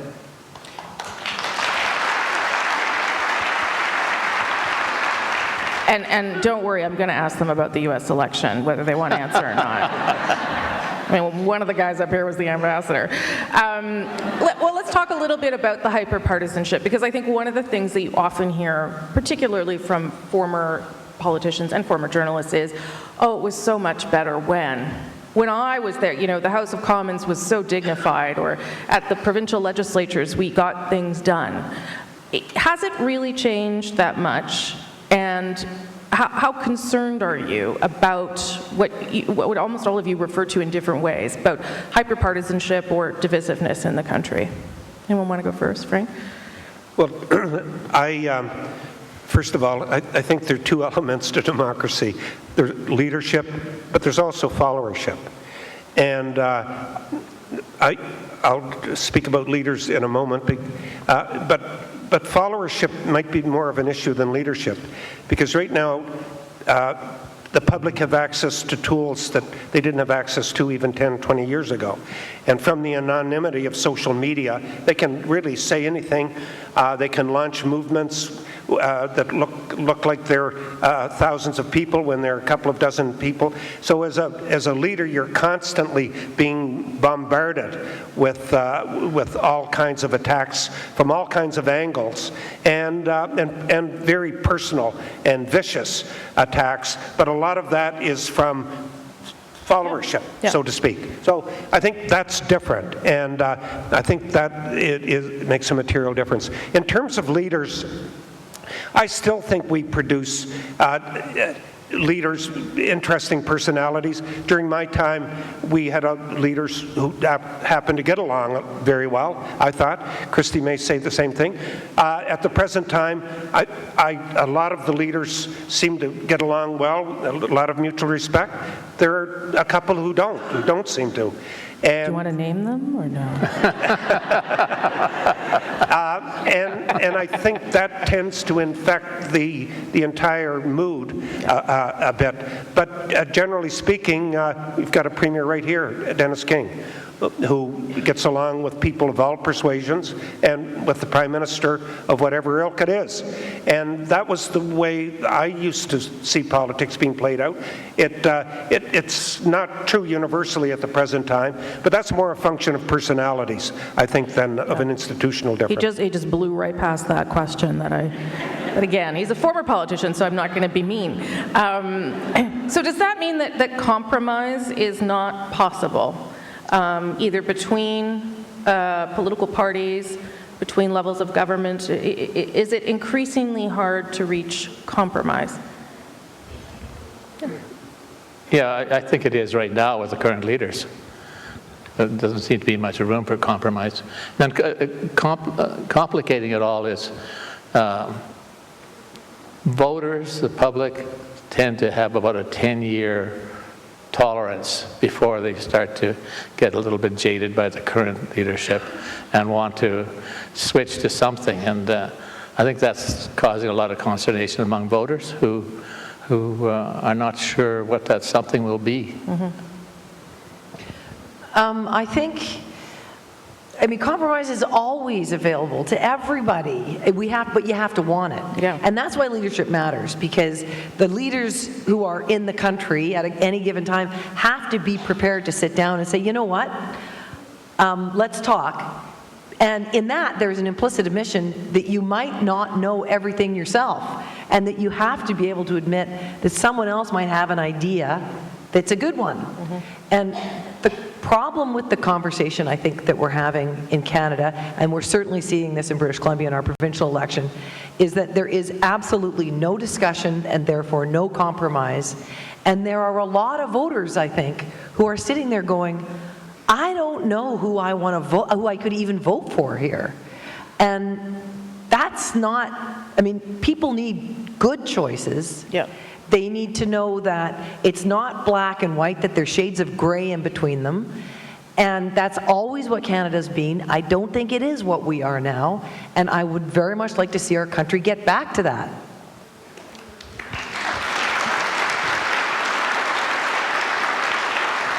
I want to ask a couple questions about reconciliation, because I think you've all come at it from different perspectives. Mm-hmm. And I'll start with you, Joe Hanley. You talked about the Indian Act.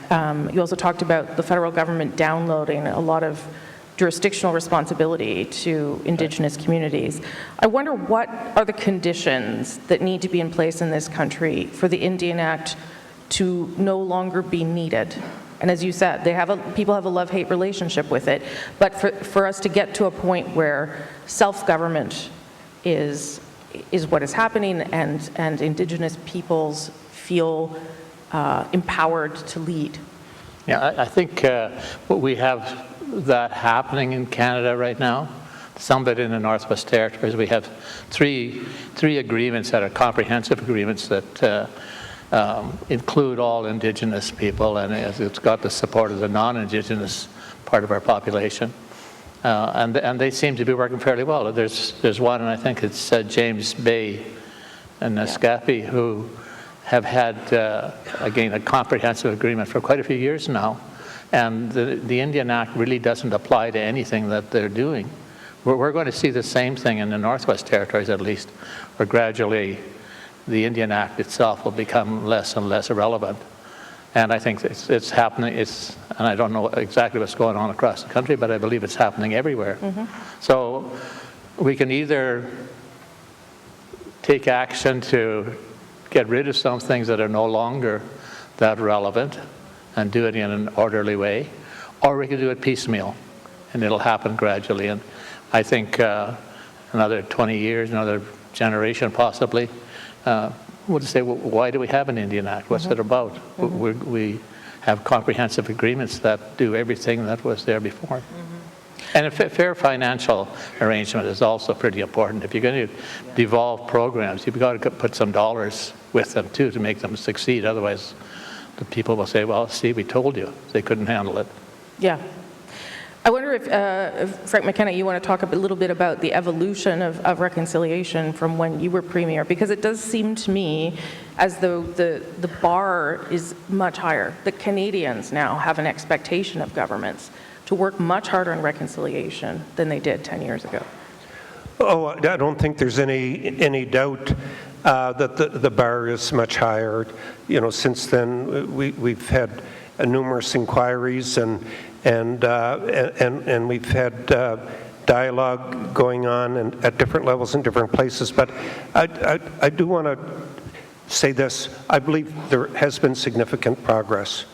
When I first started, it was not commonplace that territorial leaders and Aboriginal leaders be part of First Ministers' gatherings. That very quickly evolved until that was a part of the established process. The number of treaties that have been negotiated is worth remarking. We may spend a lot of time arguing about those that haven't been, but we need to remark those that have. The territory that's been created, Nunavut, it's worth remarking. It's worth remarking the progress that Joe is talking about in the territories. So it is worth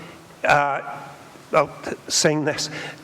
We shouldn't beat ourselves up over where we are as a country. Have we achieved success? No, we haven't. Do we have a long way to go? Yes, we do. And is it frustrating? Yes. But we need to look at the rest of the world and how they approach their Aboriginal or Indigenous communities. And by comparison, I think that we as Canadians should show some appreciation of the effort and the heart and the passion that we bring to the exercise. I guess, in other words, we shouldn't beat ourselves up. We should recognize that it's hard because it's hard, and that we are making an effort, we are striving, and we are moving forward. Yeah, Joe? And then I'll go Christy. I think as well that a lot of people were hurt badly during the residential school experiences and also the 60s. And that's only one generation ago. And I think some of these things are going to take time before people have confidence that the system is not going to hurt them and that they can count on it to be supportive and be their government. So I don't see a lot of fast change in that. It'll come, but it'll take time. Yeah.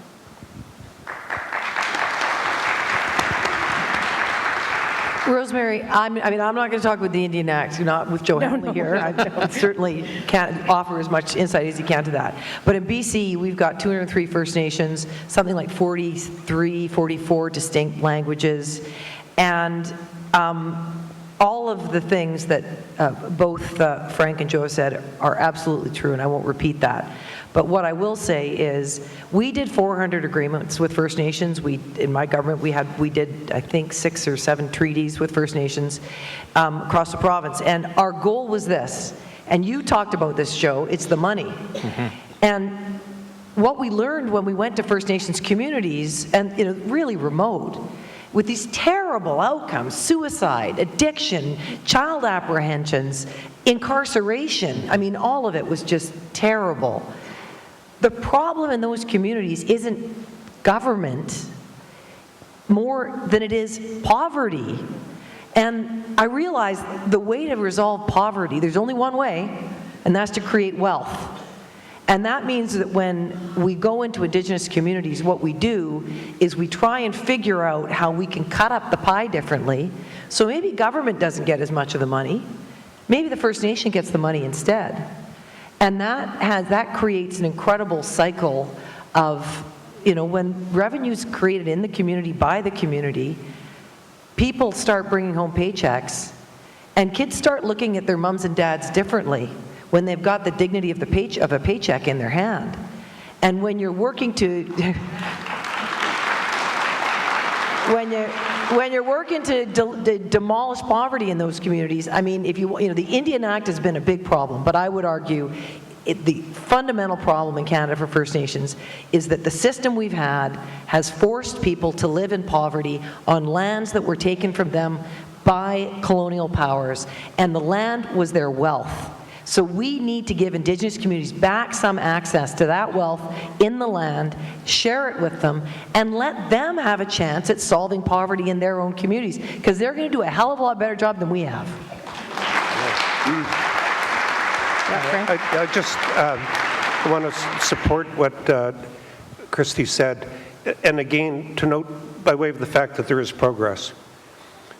There is no chance now of developing a major project in Canada, no chance, without First Nations participation.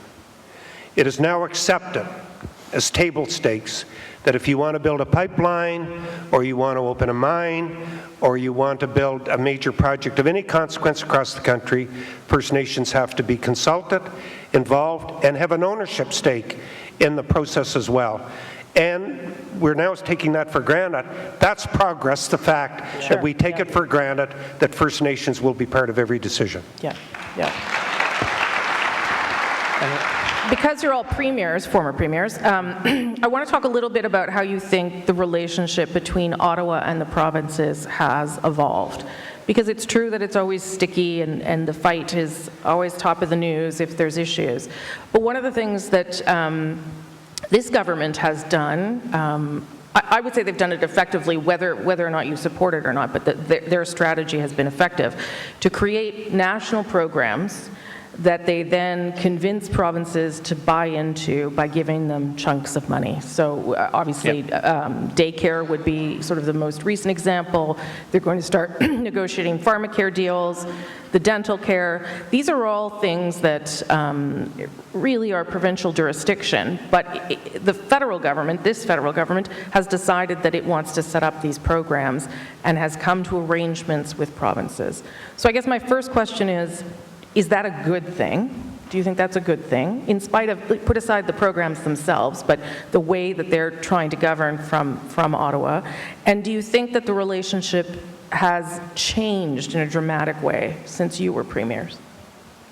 Frank, Well, I would say that it's a good thing that we're moving the ball down the field in terms of providing badly needed services for Canadians. In the national health care came about as a result of collaboration between the two governments, and we're seeing that what I would call a both social and economic program, childcare, coming about as a result of collaboration. You can't do it otherwise. Again, I'll repeat this phrase, it's far from perfect, but it's a federation.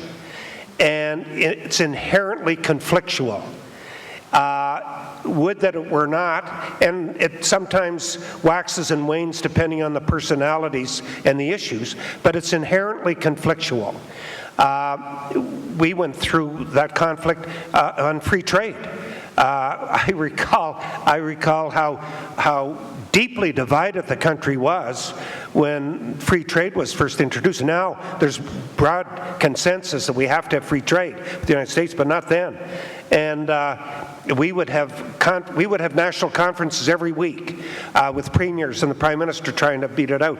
I remember one that we had in Toronto where David Peterson tried to make his point in a very graphic way by bringing wine from the Niagara region to the table. Everybody was given a glass of wine, and he said, "This is what this issue is all about." He said, "This country will break up if we cannot protect these industries of ours, and this is an example of that. This Canadian wine will never be able to survive." And Robert Bourassa of Quebec, who was always more sophisticated than the rest of us, took a little sip of his wine and savored it, and then he said, "David, for this we would break up the country?" But my point is that was conflictual. Yes. The GST was conflictual. Today, the grading is different, but it's even more pronounced. The carbon tax issue. Yes. The Government of Canada has a really strong goal and interest in climate change. That conflicts in terms of its implementation with some of the provincial imperatives. And building pipelines. There are different goals between the provinces and the federal government. And almost on every issue today, there is that grading and grinding between the two levels of government. I'm saying that it sometimes waxes, sometimes wanes, but it is a natural part of our country and the particular form of government that we've adopted, which is federalism. Joe Hanley, you wanted to answer too? Yeah, Indigenous leaders have a tremendous concern about climate change and destruction of land and loss of ownership of land. And I don't think we've come to an agreement on how we're going to do that or what the limits are. It seems that if we find minerals, there are part of our country who want to exploit that as quickly as possible. Indigenous leaders by nature tend to be a little bit more careful, a little bit more thoughtful about what we're doing to not the land but also the animals and the pollution and so on that goes with it. But coming back to the dollars, a lot of it is there because a lot of communities and leaders in communities that have comprehensive agreements, they've been slow to take up the program responsibility. Because as I said in my lecture, the 3 diamond mines we have in the north have collected $26 billion in royalties. Of that $26 billion, about $70 million per year goes to the territorial government. Then the territorial government gives 25% of that to the Indigenous governments. So when you do the math and work it all down, communities are too often saying, well, look, we're not going to take on health. We're not going to take on education. We're not going to take those on until there's some assurance of some money. Otherwise, we're taking a loser that federal government, you can keep it if that's what you're going to do. I think Frank is right when he says it really does depend on the characters of the people that are around the table. Different prime ministers bring a different sense to it. And and provinces generally think, and, especially this is true in Quebec and probably some of the western provinces, hey, listen, don't tell us you want to do a big program because we know you're going to just pretend the money's there and then we're going to have to pay for it. But if the money is there, it's not a bad thing to have a national daycare program. Like, it's not a bad thing to have women in every province of the country be able to work rather than stay home. And, you can have a baby and work at the same time. Guess what, folks? That's awesome for Canada. And that's awesome for our economy. It is. We want that. And so I think there is a role for some national programs, and only the federal government can implement that. I think they need to make space for the provinces to do it differently, because we're all do our own thing, but sometimes it doesn't work, and when it doesn't work, you see that in flying colors. But let's just think about childcare. I mean, it was the Paul Martin government all those years ago that introduced the first national childcare program, and as a woman who had a baby while I was working, I can tell you, I'm very, very glad that this is finally coming to fruition in our country.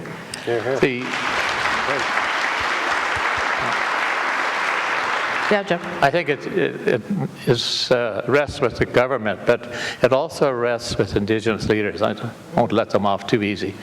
Sure. We have to do more with young people to get them through the education system, because no matter how we cut it, an education is essential. As part of one of my post-retirement jobs is as chair of the Board of Governors for Aurora College, tasked with developing a polytechnic university in the north. But when we look at who's coming to it, it's all middle-aged people with children and dependents and so on. we're not catching the young people anymore to the extent we should with the 17, 18, 19-year-old grade 12 graduates. Because they're busy, and a lot of the advances we've made as a country are great.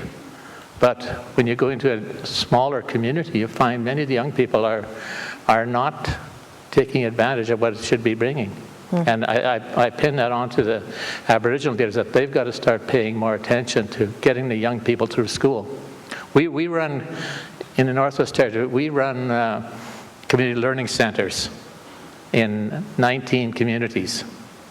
We've got 21 students in those 19 centers. We can't keep them going because people are not sending their kids. The kids are staying up all night and then aren't ready to come to school. So I think we all have a role in there, and I'd really like to promote Indigenous leaders doing more than federal, provincial, territorial negotiations, but let's talk about those kids who are living in poverty. You brought it up, and I wonder if you were trying to bring it up when you said sometimes it doesn't work.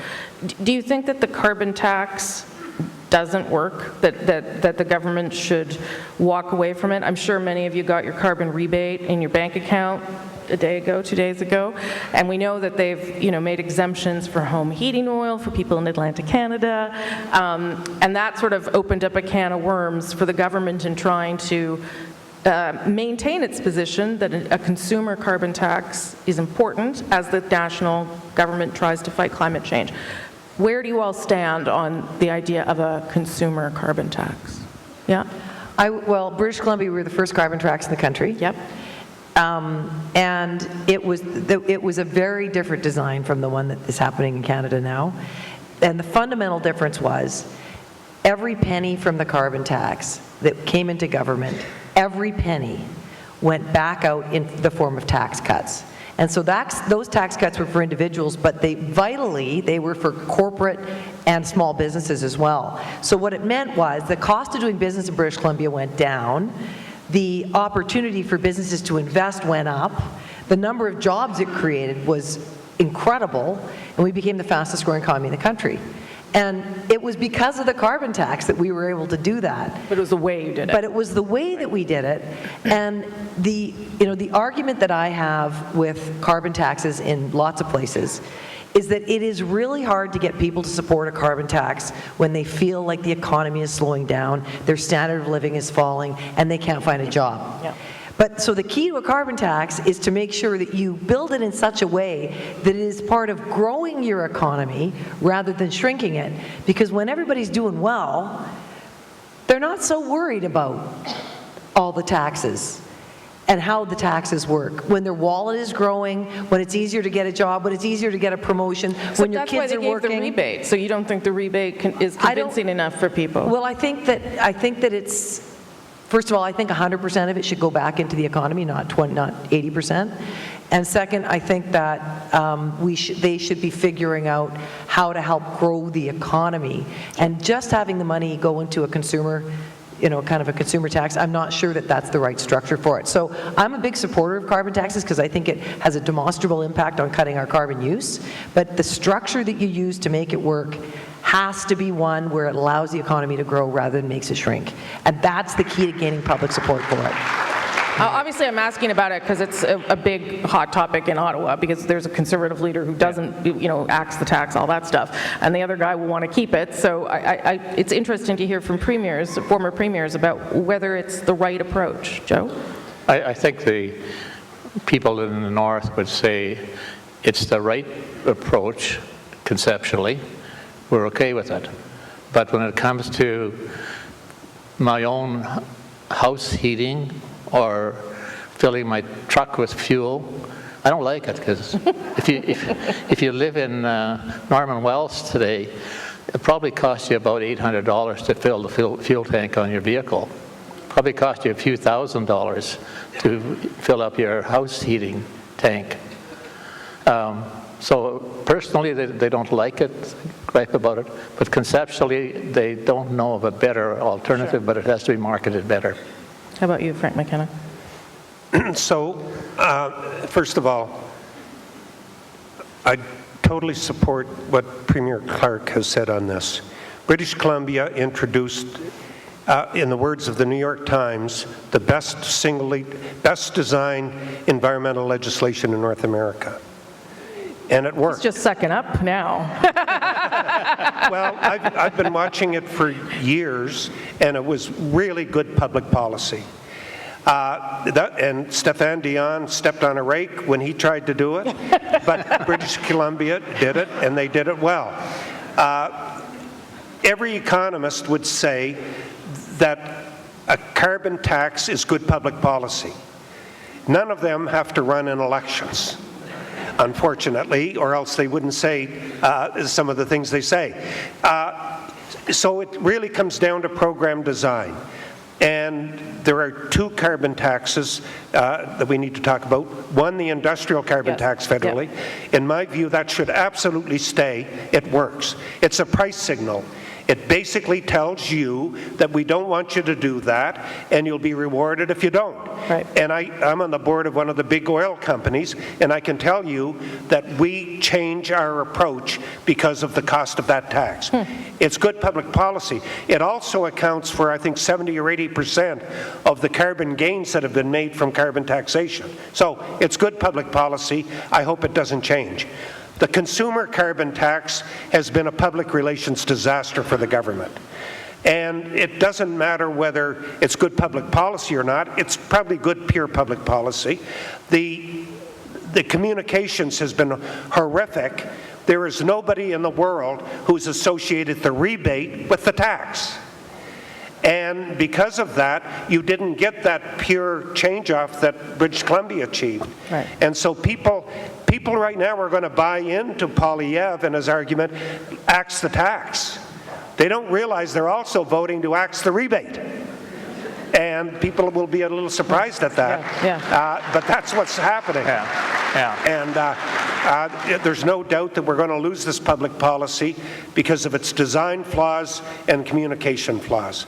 But overall, we need to remember the prize. The prize at the end of the day is the environment. And we're a rich country, and we cannot afford to shirk our responsibilities, and that will cost us something, some element of sacrifice in order to do that. We just need political leaders who give us good program design and sell it to us in a way that we can buy. Okay, the one question that I got asked, well, a few people saw me in the room, and the question that my parents ask me all the time too is, who's going to win the U.S. election? If I knew the answer to that, I'd be like more important than I actually am. But there, you know, we don't know. It's very much a toss-up. There's 7 swing states where it's very, very close, and the consequences, I think, are real and worrying. So, and former Ambassador McKenna will start us off. What are you most, well, I mean, if you want to say who's going to win, feel free. But what are you most concerned about as we are now 3 weeks away, I guess? Well, there's a lot to worry about. Let's not forget, just 4 years ago, we had an election that wasn't close. Biden won by almost 8 million votes. Popular vote. Now, people say the popular vote doesn't count. Well, if you lost by 8 million votes, I think you think the popular vote counted. So the Democrats won by 8 million votes and won the Electoral College as well. And yet that election was denied by President Trump, as he then was, and some 40 or 50 million Americans to this day believe they do not have an authentically elected president. In my view, of all the things that I disagree with about President Trump, the one that I have the most contempt for is undermining the authenticity of the President of the United States. So I mention that because my fear is that we're headed, you talked about things to fear, I fear that we're headed towards an election that may be even closer. And I'll say 2 or 3 or 4 things. One, we're going to get a change in the Senate. The Republicans will control the Senate. 2, I think the Democrats will flip the House. The first time those opposing flips have happened in the history of the United States. A president, I'd love to be able to call it, but it's just razor edge. Yeah. Tied, literally tied, so very difficult to call. If Kamala Harris and her team win, it'll be the status quo, not perfect, lots of issues, but manageable. If Trump wins, and if he does what he says he will, it's going to be pandemonium, not only in Canada, but in the world. We're talking about a 10% tariff. There's a joke I should tell you. Robin Williams, the great comedian, once came to Canada and he said, "I feel sorry for you Canadians. It's just like a nice family living over a biker bar." And, and there is a bit of an element to that. But two things I'll say quickly. One, a 10% tariff would be devastating for a lot of Canadian industry. It would be more devastating for American consumers. Number one.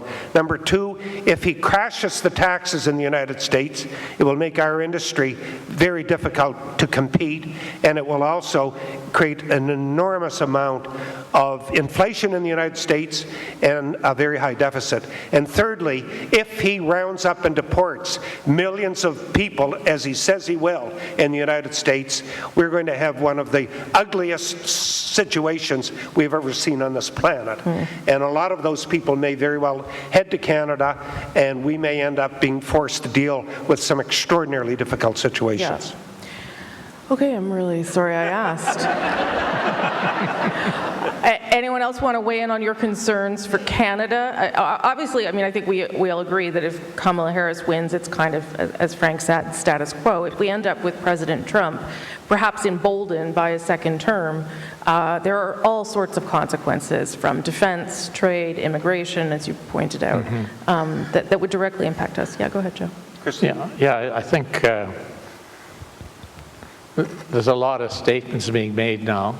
One thing that I believe voters are getting tired of is being threatened, especially by some of the statements that Trump has made. And it's just not our Canadian way to support people who we feel are, you call them animals and so on. It's just not the way to do business. So I can't predict who will win, but I hope Kamala Harris wins it. Even if it's status quo, I think we're better off as Canadians in that rather than having that big elephant in the room right next door to us.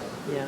Unpredictable. Yeah. An unpredictable I mean, and leader, I don't, both of these men, and in particular Frank, as a former ambassador, has said everything that needs to be said. I would only add that I don't think Kamala Harris is going to be great for us to deal with on free trade either, because she's got, she really depends on the unions in order to get elected. Good thing is Tim Walz is from a border state, and he really understands how important Canada is to the U.S. So I don't think it's going to be a cakewalk on free trade with the U.S. if she's the president, but it bears repeating. If President Trump is reelected, it's going to be chaos. It's going to be a major problem for for lots of countries, but no one more than us. And it is a profound undermining of our democracies. I mean, when America abandons democracy because the president doesn't believe in it anymore, that's like an infection that goes all around the world. And that's what we can writ small worry about lots of the other things, and we should. But it's that big question, the big question I think that should draw our attention and our worry the most. Yeah. And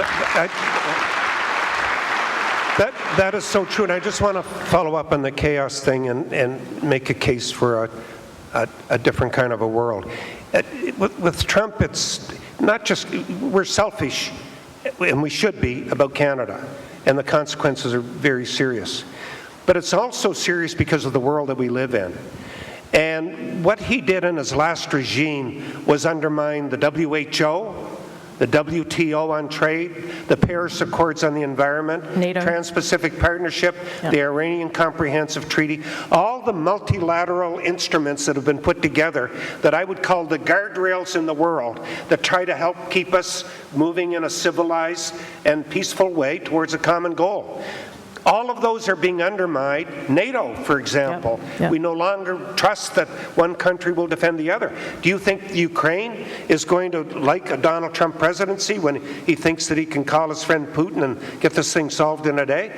And so on and so on. And what I'm trying to say is that my fervent hope would be not just Canada, but the entire world would recommit itself to multilateral institutions, because I think a rising tide really does lift all boats, and the world is a better place when we work together. Totally. Yeah. Okay.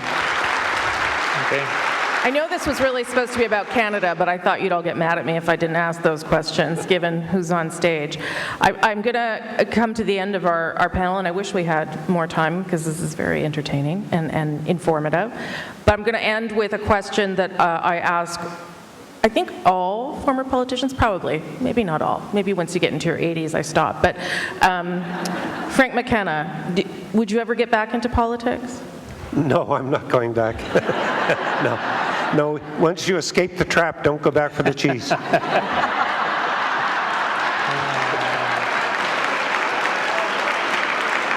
Do you miss it?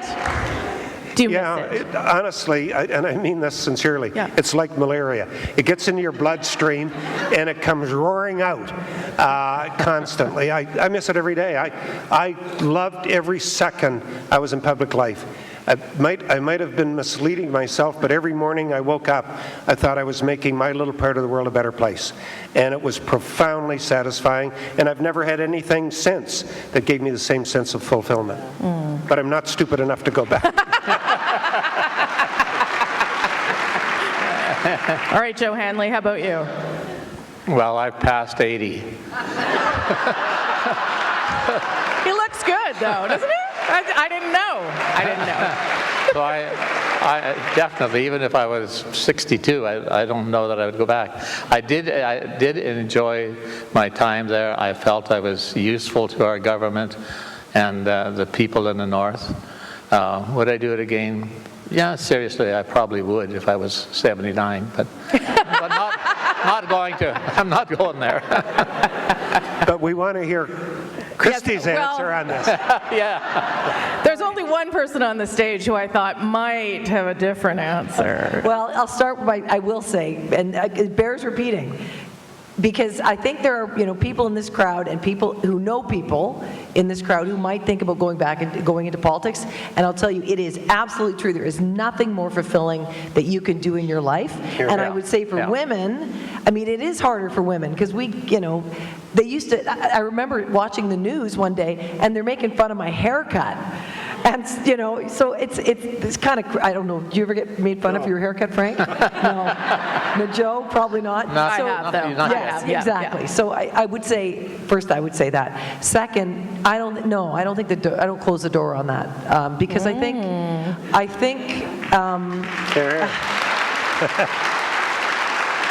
So what are you going to do? But it's one of those things. You don't want to be the only person that thinks you should do it. So, so I'm listening to Canadians, and I know people are concerned about the direction of the country, and I think people want to make sure that they have some good choices. So it's not something that I would close the door on, but I do. If I never get back into politics, I want to find somebody great that we can support that's going to unite the country, because especially here today, all these people who've joined us, Rosemary, who are dedicated Canadians here in this 1,000-person theater, it just shows such an incredible dedication and love for our country. And I see that every day, and I think our politicians need to reflect that better in this country. So if a job opened up, like sooner rather than later, you would do what?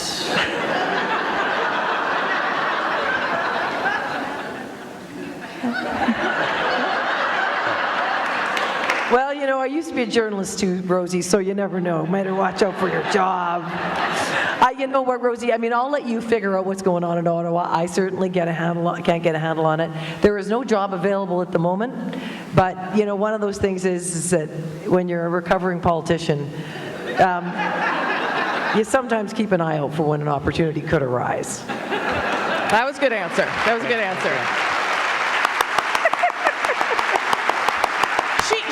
that one was coming. There's no way she didn't know that one was coming.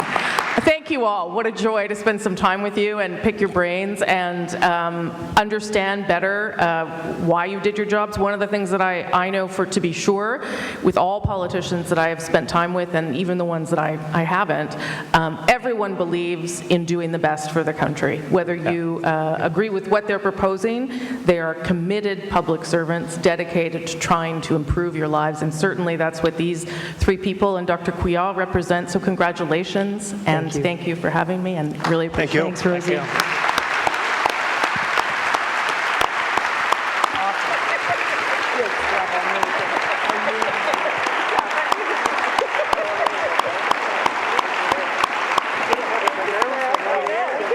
you. Merci. Merci à Rosemary d'avoir si bien animé ce panel entre nos lauréats et félicitations encore aux 4 lauréats de la médaille Symons 2024. Merci aussi au Centre des arts de la Confédération et à vous tous et toutes d'avoir bien voulu assister aujourd'hui à la cérémonie de remise de la médaille Symons 2024. This national event is supported by the Symons Trust Endowment Fund, which was created to help finance this award and lecture series with the hope of engaging Canadians in a national discussion. Please consider supporting the Symons Trust Fund by donating to the Confederation website or by contacting the Development Office.